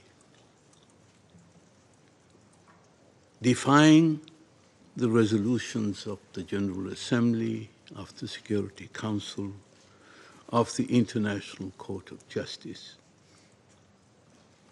Unless the international community responds with justice to what has happened and is happening in the occupied Palestinian territories, our world order is likely to regress into the barbarism from which the Charter of the United Nations was supposed to rescue us. Madam President, the agreement of 15th January for a ceasefire, for a three-phase ceasefire, offered a sliver of hope for the Palestinian people, for the Israeli people, and for the world community. Phase one of that agreement was implemented, and serious consideration was continuing for the negotiation, elaboration, and implementation of phase 2 and 3 of the agreement as outlined in Resolution 2735 of the Security Council. The Arab and OIC Reconstruction and Peace Plan was under consideration in capitals. It offered a road to peace. But obviously, this glimmer of hope and hope for peace was not to the liking of the extremist leaders who rule Israel today. They see their survival in the continuation of the war. But is this in the interest of the hostages? Is this in the interest of the Israeli people? Is this in the interest of the Palestinians? And is this in the interest of world order? I think the answer is obvious. The first tactic to erode the ceasefire agreement was the imposition of the humanitarian blockade, an attempt to extort concessions beyond the ceasefire agreement of 15th of January. Blocking trucks, cutting off electricity and water, restricting NGOs, preventing access for Muslims to access the holy Al-Aqsa Mosque during the holy month of Ramadan. These are all tactics of the oppressor. And now they have escalated to blatantly violate the ceasefire and resume attacks against the helpless Palestinians in Gaza who were just returning to rebuild their homes. 400, mostly women and children were killed just last night. And if this bombing and artillery attacks continue, hundreds more may be dying as we speak. The Security Council's response must be clear, must be quick, and must be just. Firstly, we must demand a halt to the Israeli attacks in Gaza and the implementation of Resolution 2735. I would like to add that even if there are military targets in civilian facilities, under the Fourth Geneva Convention, there is a prohibition to attacking such targets, even if there are military targets within those civilian facilities. It is a clear injunction of international humanitarian law and cannot be offered as an excuse for the killing of civilians, innocent men, women, and children. Secondly, we hope and ask that the negotiations on Phase 2 and Phase 3 of the ceasefire agreement reflected in Resolution 2735 must be resumed. We call for full implementation of all phases of the Gaza ceasefire agreement, including permanent and comprehensive cessation of Israeli hostilities, return of displaced persons to their homes, withdrawal of Israeli forces, opening all crossings, adequate humanitarian access to all parts of the Gaza Strip, and a comprehensive reconstruction plan for Gaza. 3, humanitarian assistance must be immediately resumed, and the restrictions that have been imposed must be lifted.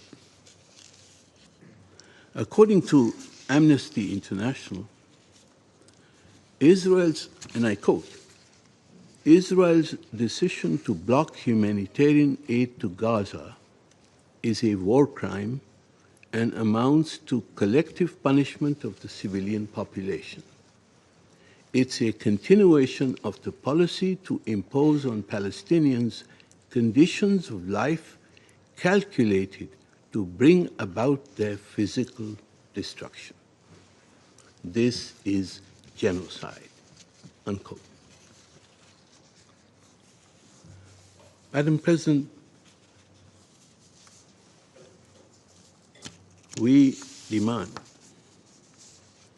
that adequate funding should be provided for coordinated efforts that are crucial to enable OCHA's 2025 flash appeal for the occupied Palestinian territories to be funded. Donor contributions today are only 173 million of a 4 billion that is required. And UNRWA's unparalleled capacity to deliver emergency, shelter, food, and medical assistance is irreplaceable and must be allowed to operate without obstruction.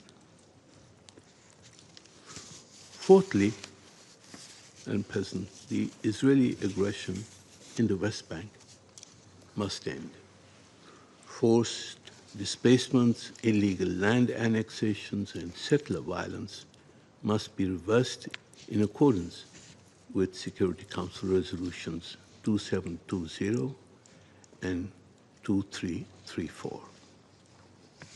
Finally, Madam President, we must ensure the revival of a credible and irreversible political process towards a two-state solution and the establishment of an independent, sovereign Palestinian state within the pre-67 borders with Al-Quds al-Sharif as its capital. This is the only viable path to durable peace. The upcoming June conference, co-chaired by France and Saudi Arabia, is an important opportunity for the peaceful resolution of the Palestinian question and the implementation of the two-state solution. But, Madam President, to realize the possibility of peace, Israel's aggression, its attacks, and its slaughter of the Palestinians must stop. I thank you. I thank the representative of Pakistan for the statement, and I give the floor now to the representative of the Republic of Korea. Thank you, Madam President. I also thank USG Tom Fletcher for his detailed briefing on the dismal humanitarian situation in Gaza. Madam President, we are gravely alarmed by Israel's renewed offensive in Gaza, causing hundreds of fatalities, including scores of children today alone. We are also seriously concerned over the precarious fate of the hard-won agreement for ceasefire and release of hostages, as well as the quickly deteriorating humanitarian situation in Gaza. As repeatedly stressed by the members of the Security Council, it is clearly Israel's illegal obligation under international humanitarian law to allow and facilitate the rapid and unimpeded passage of humanitarian relief for civilians in need, including 1 million children. Hostage taking by Hamas is unacceptable under any circumstances.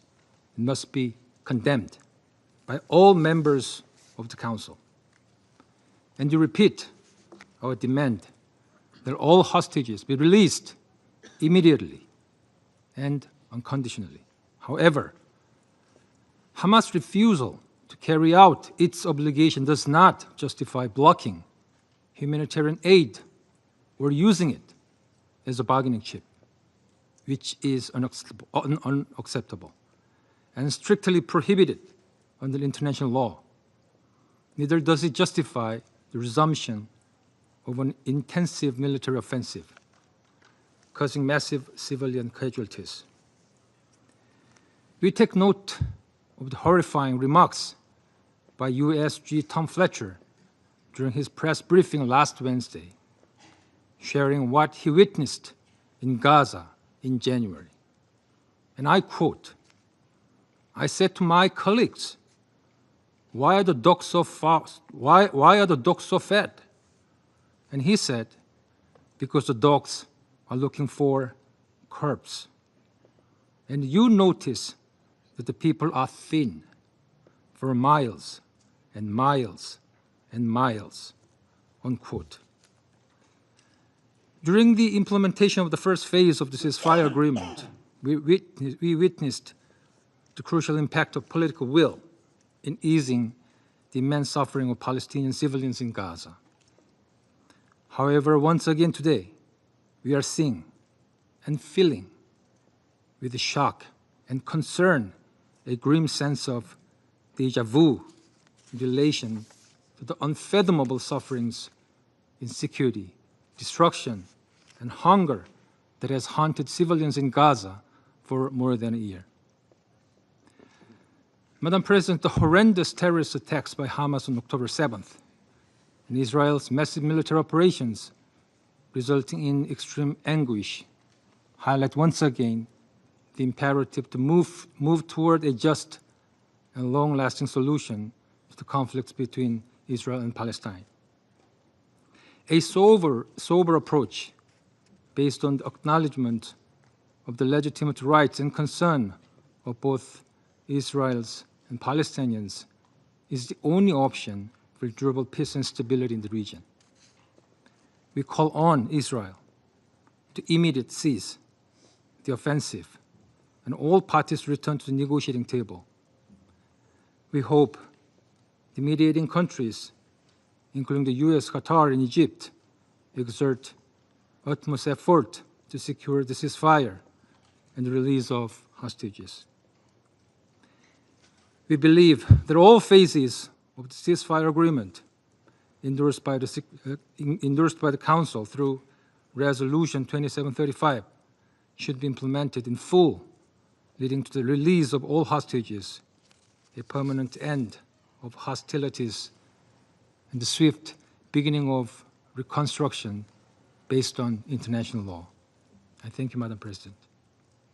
I thank the representative of the Republic of Korea for the statement, and I give the floor now to the representative of China. Thank you, President. I thank Algeria and Somalia for calling today's meeting, and thank USG Fletcher for the briefing. I also welcome the new PR of France. With the implementation of a ceasefire on January 19, people in Gaza had a long-awaited respite, and humanitarian disaster was relieved to some extent. However, as the first phase of the ceasefire expired on March 1st, the ceasefire agreement failed to enter the second phase. In spite of the strong calls from the international community to extend the Gaza ceasefire and the strong desire of the Gaza population for the resumption of peace and tranquility, the situation has moved in opposite direction. On March 2nd, Israel announced the decision to halt the entry of humanitarian aid to Gaza. On March 9th, it cut off the supply of power to Gaza. Just yesterday, Israel launched large-scale airstrikes on Gaza, causing hundreds of civilian casualties. China regrets the harm done to the hard-won ceasefire and is gravely concerned about Israel's resumption of hostilities in Gaza. We strongly condemn this. We strongly urge the abandonment of the force logic of supremacy of force. Military means is not the way to solve the Palestine-Israel question.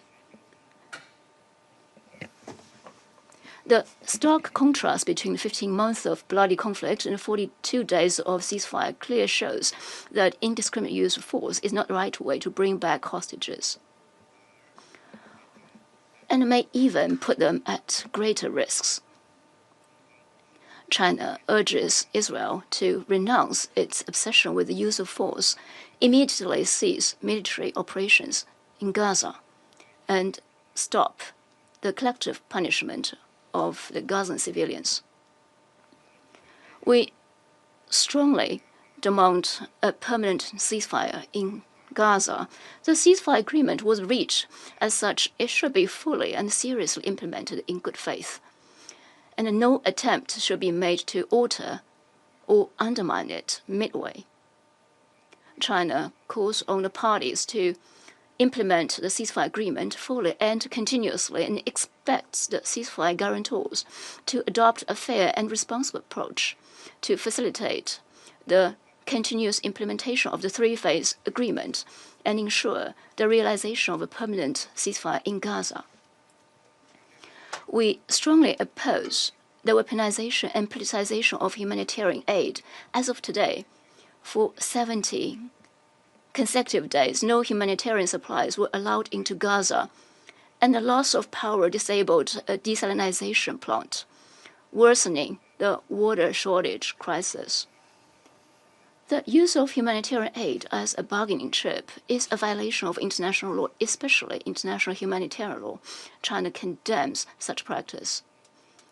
We urge Israel to fulfill its obligations as occupier under international humanitarian law and immediately restore full humanitarian access to Gaza. We strongly call for the reinvigoration of the political prospects of the two-state solution. The implementation of the two-state solution is the only viable way to resolve the question of Palestine. Gaza and the Western Bank, including East Jerusalem, are all inseparable parts of the Palestinian state. We support the Gaza Recovery and Reconstruction Plan jointly initiated by Egypt and other Arab states, and support an early launch of reconstruction underpinned by the principle of Palestinians governing Palestine, whereby the Palestinian people can rebuild their homes in their own territory. The international community should step up its efforts to advance the political process of the two-state solution and provide necessary support to this end. President, for some time now, we have witnessed a dangerous sign in the Middle East. As the international rule of law and international order are violated and undermined, the law of the jungle seems to reign. It is worrisome and a cause for concern. The Security Council, as the primary body for maintaining international peace and security, should put a timely end to such chaos. We support further actions by the Council to bring about a permanent ceasefire in Gaza, restore peace in the Middle East, and achieve a comprehensive, just, and lasting solution to the Palestinian question. Thank you, President. I thank the representative of China for the statement. I shall now make a statement in my capacity as representative of Denmark. And I would like to join to colleagues in thanking Undersecretary Fletcher for his sobering briefing and his very detailed description of the many achievements achieved during the ceasefire. At the outset, let me express Denmark's shock and sadness over the news coming from Gaza about the many civilian casualties following the Israeli airstrikes last night. Let me be clear, this violence must stop, and the terms of the ceasefire must be respected. A ceasefire that can pave the way for the release of all remaining hostages and ensure much-needed humanitarian aid to the civilians of Gaza. We urge all parties to show restraint. Denmark has repeatedly underlined the need to ensure the protection of civilians in line with international humanitarian law. We reiterate this call today. Colleagues, as we've heard several times this morning, the humanitarian situation in Gaza remains catastrophic. The recent Israeli decision to block all further humanitarian assistance and to cut electricity to the enclave is rendering the situation even more desperate and threatens to reverse progress made during the first phase of the ceasefire. The consequences are already starting to emerge. The lack of supplies has meant that humanitarian partners are reducing food rations. UNICEF reports that roughly 1 million children in Gaza are now once again living without basic necessities for survival. The recent resumption of hostilities will only worsen this suffering. Denmark continues to condemn Hamas' terror attack of October 7 and calls for the immediate and unconditional release of the remaining hostages. The safety and well-being of these hostages is of great concern, and we regret that Hamas has failed to allow humanitarian access to them. Colleagues, international humanitarian law is clear. Humanitarian aid should never be used as a bargaining chip or a political tool. This applies to all parties in a conflict. As the occupying power, Israel is obliged under international law to ensure the protection of civilians and ensure the civilian population does not lack food or other basic needs, including water. Civilians of Gaza have suffered enough. The sustained supply of aid is indispensable to the survival of over 2 million Palestinians. They have the right to receive humanitarian aid. They have the right to clean water, to food, to medicine. We call on the government of Israel to abide by its obligations under international law, to ensure full, rapid, safe and unhindered provisions of humanitarian assistance to the population in Gaza, and to ensure the protection of civilians and other protected persons, including humanitarian workers, in line with international humanitarian law. The immediate threat of malnutrition in Gaza is already affecting thousands of children and pregnant and breastfeeding women.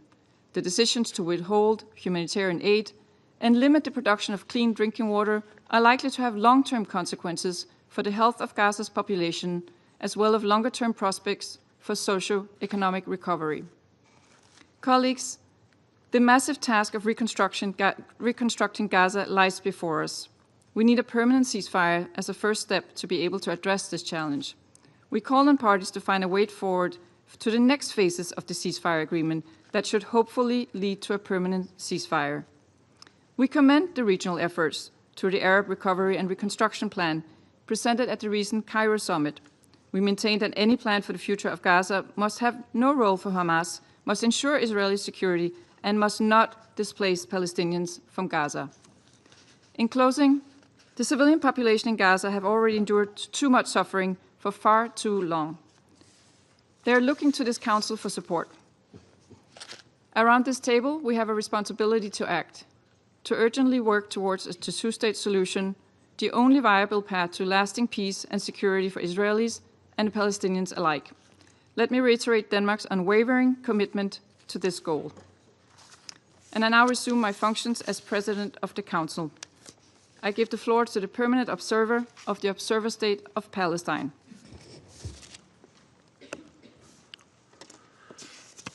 Madam President,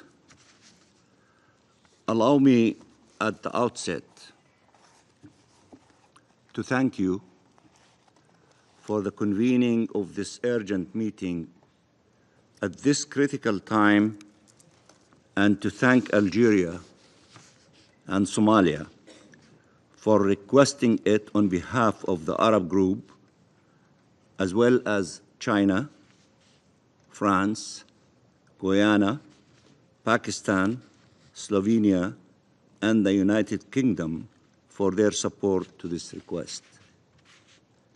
Allow me also to thank Under-Secretary General Tom Fletcher, who has recently visited Gaza and the region, for his relentless efforts and for his sobering and alarming briefing. Madam President, this meeting was originally requested to discuss Israel's weaponization of humanitarian aid for collective punishment purposes, with Israeli leaders confessing to it publicly. They're not denying it or claiming, as they have done in the past, that hundreds and sometimes thousands of truckloads of humanitarian aid is in Gaza Strip. This time now, they made the decision to weaponize it, to use it, to stop it publicly. They're not denying it. No longer feeling the need to even keep up pretenses. We were supposed to gather here to discuss how an entire civilian population who had survived a genocide and with still immense needs was yet again confronted with fuel and electricity being cut off, leading to the shutdown of essential water and sewage treatment facilities, worsening the already dire humanitarian conditions in Gaza, so-called evacuation orders to advance, forcible displacement, and all this coupled with the hermetic siege denying the entire civilian Palestinian population life-saving aid since the beginning of the month. Now, we gather here after a series of deadly Israeli attacks that killed last night alone hundreds of Palestinians. Current reports indicating over 400 killed and nearly 600 injured in the span of few hours during the night last night, reminiscent of the criminal bombardments our people endured for over 15 months. The same images are back to haunt us. Small children on Garnia's little siblings, injured and disoriented, trying to comfort and reassure each other.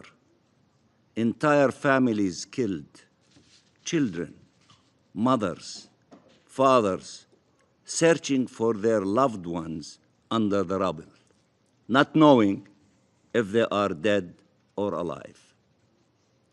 Bombardments, death, devastation, fire, and fear are yet again spreading throughout the Gaza Strip. And this is all happening during the Muslim holy month of Ramadan, 1 year after the councils chose this same period, given its significance, to call for the first time for a ceasefire to hold the genocide and stem unimaginable human suffering. In our tradition, nobody would fight during the month of Ramadan. This is from the beginning of time. But yet, the criminals, cruel, selfish leaders of the government of Israel, of the occupying authorities, do these things in spite of traditions and respect for religion and humanity. Madam President, Palestinians are being killed indiscriminately, are being denied humanitarian aid indiscriminately, are being maimed and detained indiscriminately. We condemn these crimes in the strongest possible terms. This can never be justified and must stop immediately. Must stop immediately. And I agree with you, Madam President, when you said that you have a responsibility around the table to act. You are the Security Council. Act. Stop this criminal action. Stop them from denying our people food in the month of Ramadan and water and the hospitals to operate. Act. You have resolutions. Act. You have power. Act. Or, as my friend, the ambassador of Slovenia said, you become irrelevant. Act according to the power given to you by the Charter of the United Nations.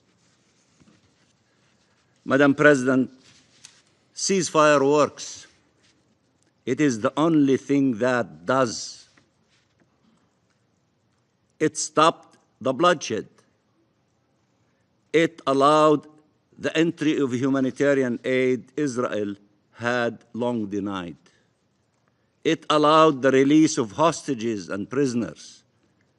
It allowed for the starving people to be given sustenance, for the sick and wounded to receive medical care, as the tenets of international humanitarian law and our very humanity oblige.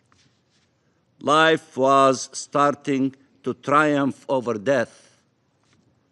Our collective role is to ensure life prevails, and that requires ensuring the full and effective implementation of Resolution 2735.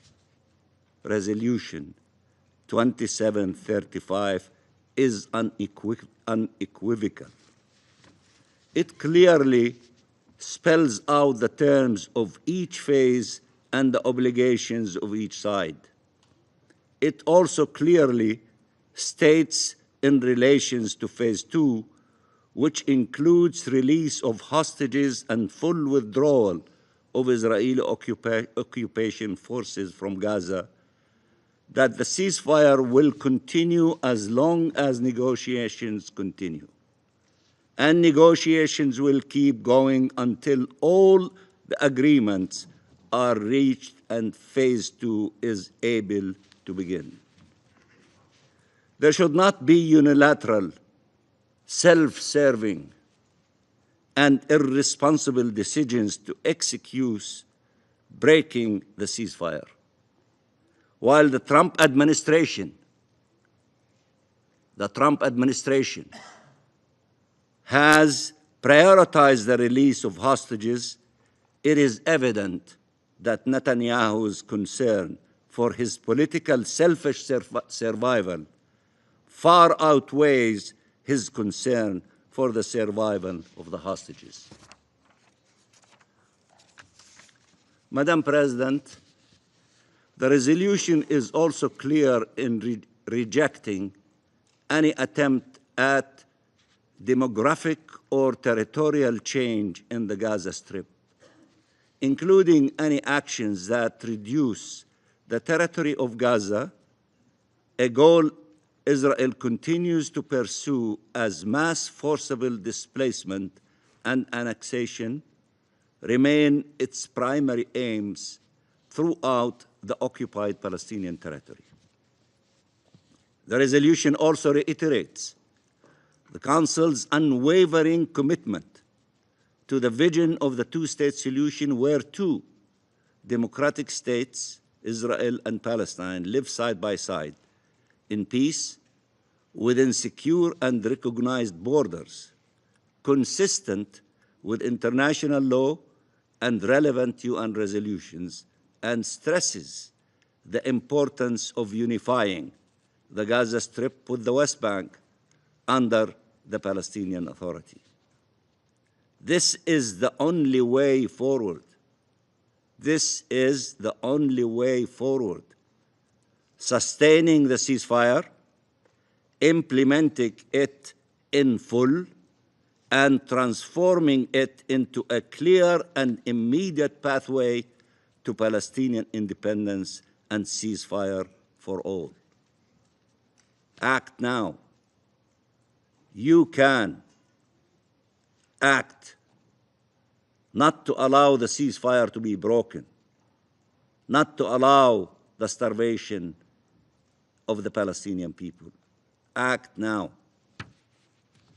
Madam President, the State of Palestine and Arab countries, with the support of many around the world, have exerted every effort to ensure that Gaza in particular and Palestine as a whole are set on a different trajectory towards life and liberty, to change the reality our people has been for too long endured, and to change forever and for the better our region, for the benefit of all states and all peoples.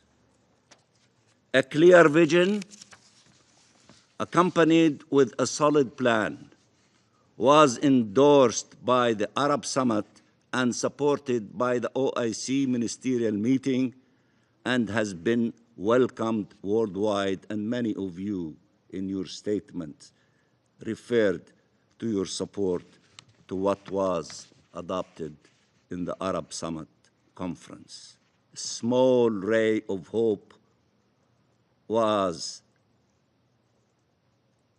appearing on the dawn of the possibility of changing the tragedy in the Middle East to something that is different and promising. And perhaps that's why the criminal extremist leaders of Israel, who do not want to allow this ray of possibility to flourish, they did what they did last night in order to destroy the efforts of all of us to open the door of peace. They are trying to close that door and to open the door of war and destruction and killing people. These efforts should be supported. The efforts of the Arabs, the OIC, and all of you that you've referred to should be supported, not compromised and sabotaged.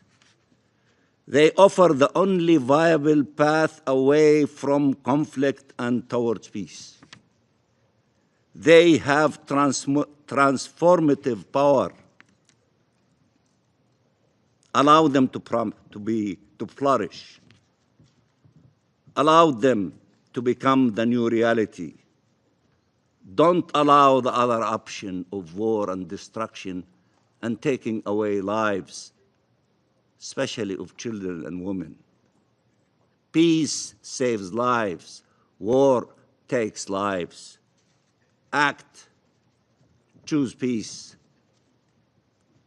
We, Palestine and Arab countries, are acting responsibly and with resolve to end this conflict once and for all.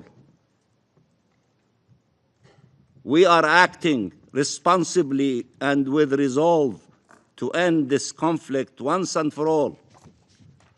We will spare no effort, and we need all the help we can get. Help us. Act. We want peace. We have a plan. We have an alternative. We have options. It is crystal clear. Help us. Act with us to make peace is the option of the world, and make war not acceptable and need to be stopped, and ceasefire to prevail.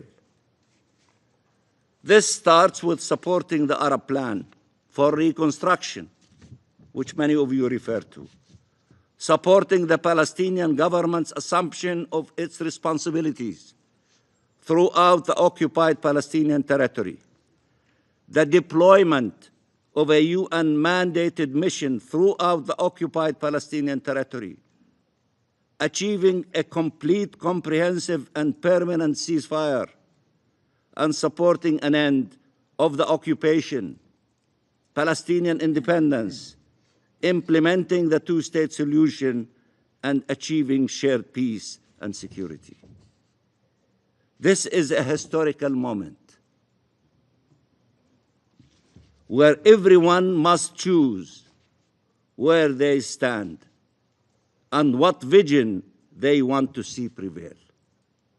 The next few days are decisive and can either set us on the right path or the wrong one, with huge implications for the region and the world.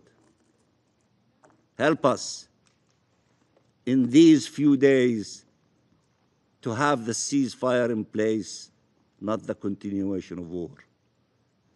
Life must prevail. Liberty must prevail. Peace must prevail. You are the mighty Security Council. Act, help us, and I thank you very much, Madam President. And I thank the permanent observer. of the Observer State of Palestine for the statement, and I now give the floor to the representative of Israel. Thank you, Madam President. We stand firm in our commitment to return the hostages and defeat Hamas, and it's time for the international community to take our commitment seriously. We will bring home every last hostage.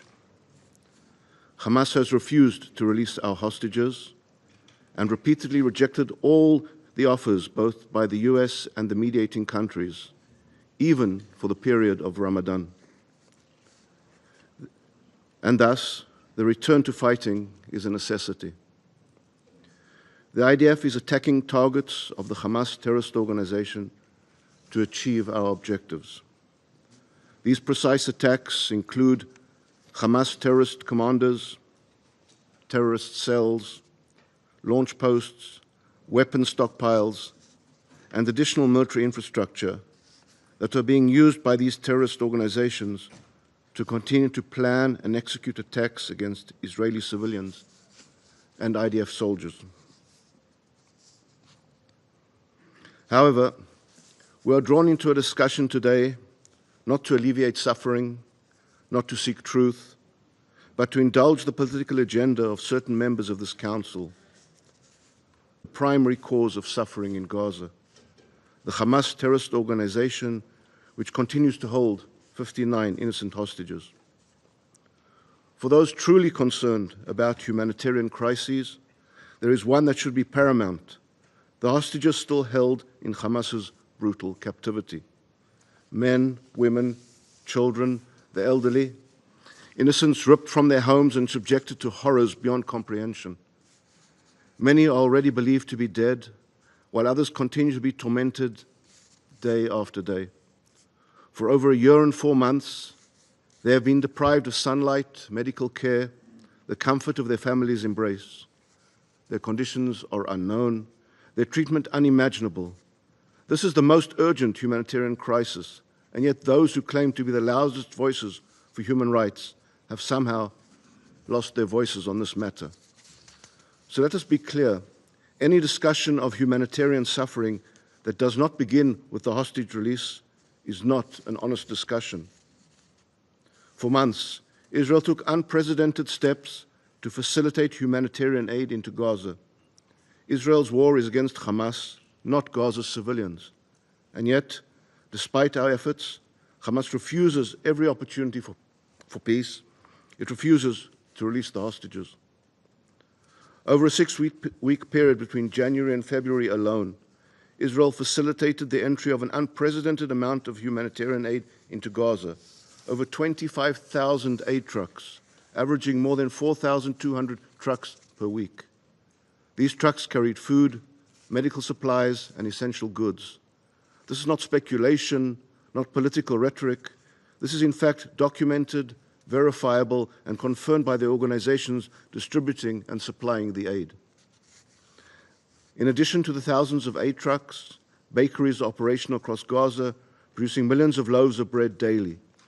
In northern Gaza alone, increased fuel deliveries resulted in a 40% increase in bakery output.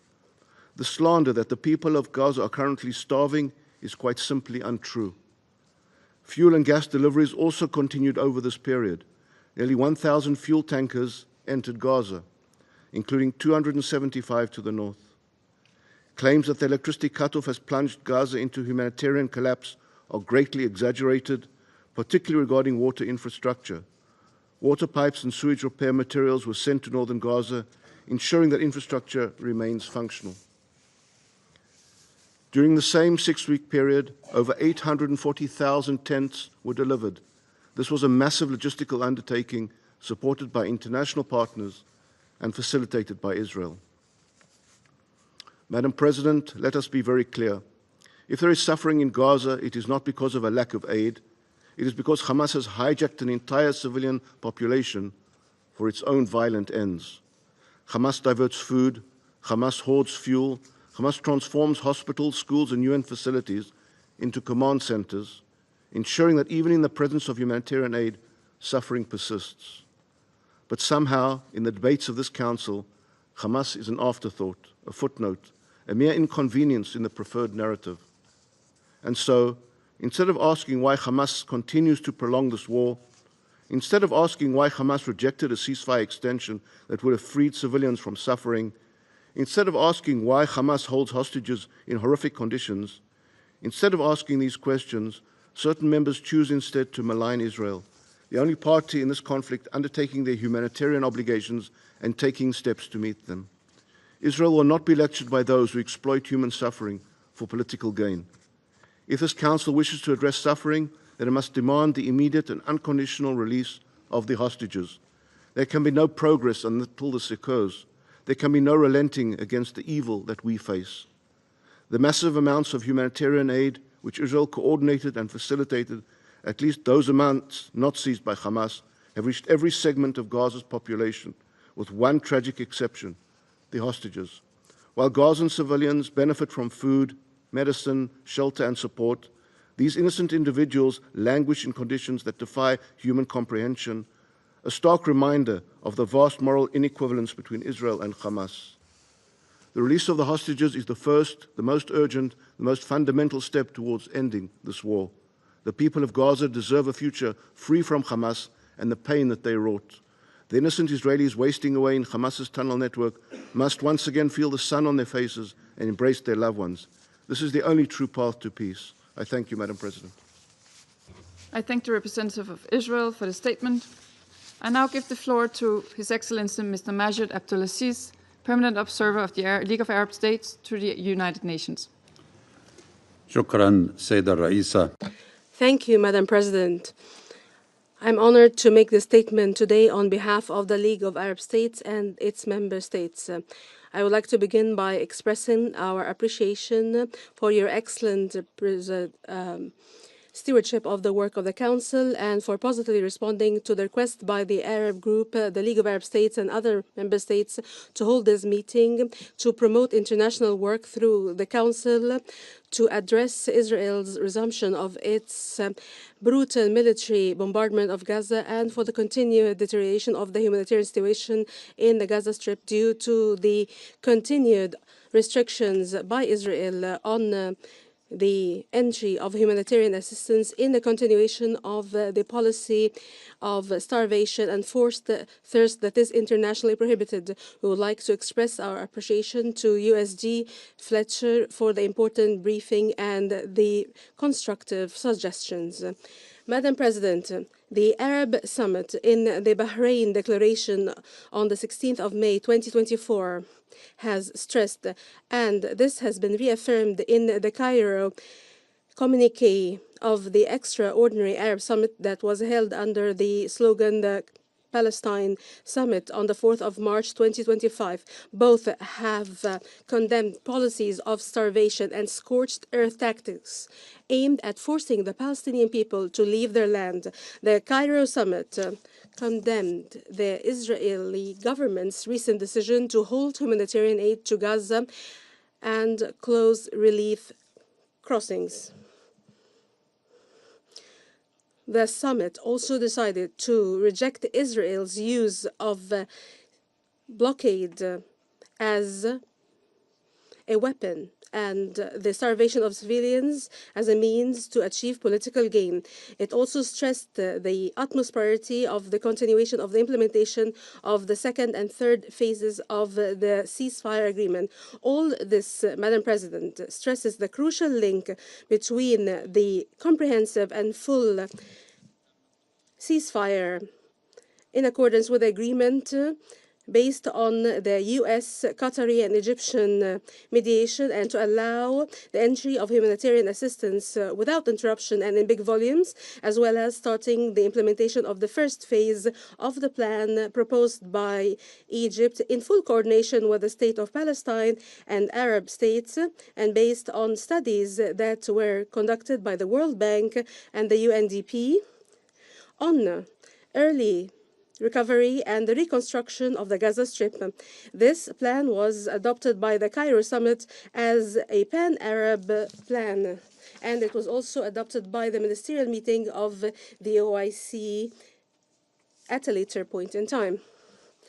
The Israeli war on Gaza of more than 470 days have killed more than 48,000 Palestinians, including 18,000 children and 13,000 women.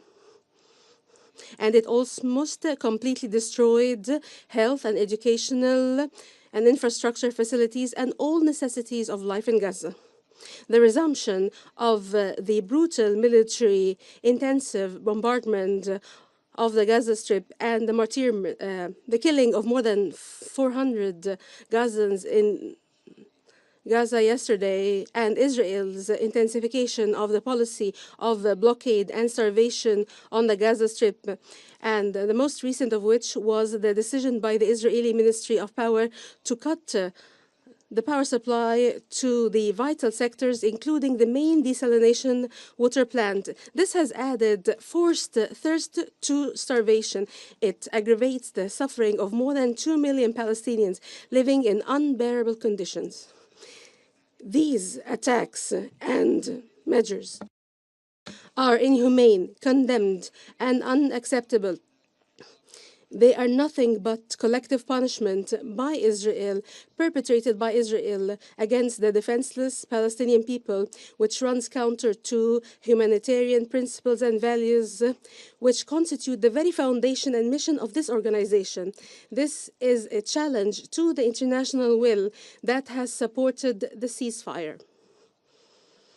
In light of the deterioration of this crisis and Israel's resumption of its intensive military bombardment in Gaza yesterday, the Arab group stresses that the Council needs to shoulder its responsibility this time and to compel Israel to honor its obligations under the ceasefire agreement, including opening all crossings to humanitarian aid and the delivery of medical and fuel items and shelter items, and to restore electricity to the entirety of the Strip, including the water plants, and to meet the basic needs of the people and to alleviate their suffering.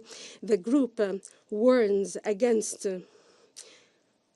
the Council not taking such measures, which ushers in a catastrophic human disaster with unpredictable consequences. The Arab group and the League of Arab States stresses that the continuation of this crisis and the obstruction of delivery of aid or preventing aid from getting in is a major and a grave violation of Israel's obligations as the occupying power under the international law, UN resolutions, and the rules of human rights, and the Fourth Geneva Convention of 1949, and the advisory opinion of the ICG issued in July 2024, and the provisional measures of the ICJ as well, and all the resolutions adopted by the Security Council and the GA based on the ICJ measures and orders. The group and the League stress that the Council needs to activate international oversight mechanisms to guarantee the delivery of aid safely and in a sustainable manner to all Palestinians in need. There needs to be a promotion of international efforts to ensure the protection of civilian Palestinians and to meet their basic needs immediately and effectively. We stress in this regard the central humanitarian role of UNRWA in Gaza, which cannot be replaced by any other entity. We stress the importance of the continued work of UNRWA to provide its vital services to Palestine refugees according to its UN mandate. Madam President, the Arab Group commends the tireless efforts spearheaded by Qatar, Egypt, and the US to reach a ceasefire agreement in Gaza, including the release of detainees and hostages. We stress the need for the Council to exercise utmost pressure on Israel to end its military aggression that was resumed yesterday and to complete the implementation of the ceasefire agreement, including the second and third phases and all its elements. This would lead to reaching a permanent end of the aggression on Gaza and Israel's full withdrawal from the Strip, and to facilitate the return of Gazans to the areas of residence, including in the north, in line with Security Council resolutions, most notably Resolution 2735. The Group and the League stress the need to build on those efforts to begin the implementation of the Arab Early Recovery and Reconstruction Plan.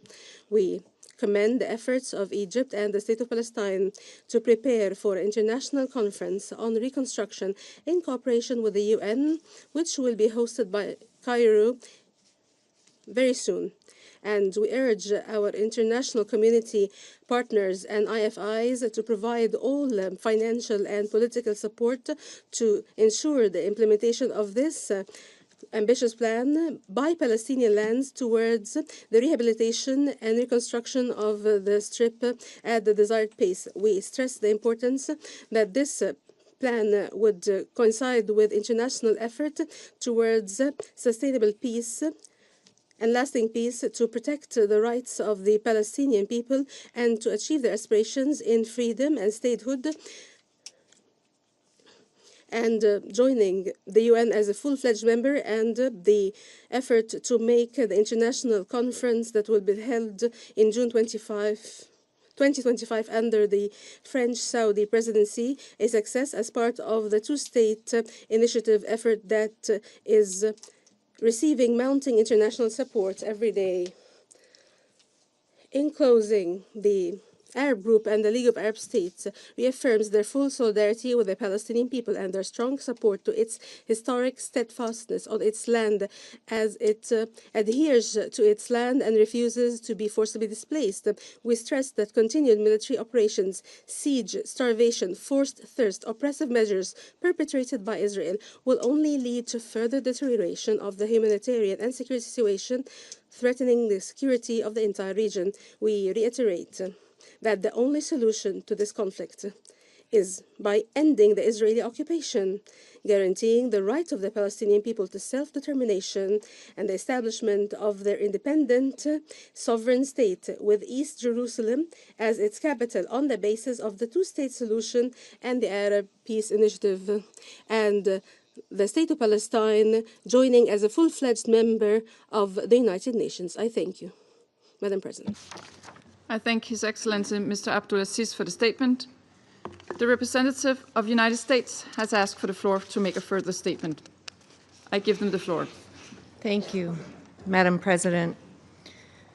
I couldn't help but notice that some of the behavior during this meeting, including departing from the chamber and leaving a seat vacant while the representative of Israel was speaking under Rule 37, is inconsistent with the decorum that we expect in this chamber, and I just wanted to register that. I thank you. And I thank the United States, the representative of the United States, for the statement. There are no more names inscribed on the list of speakers. The meeting is adjourned.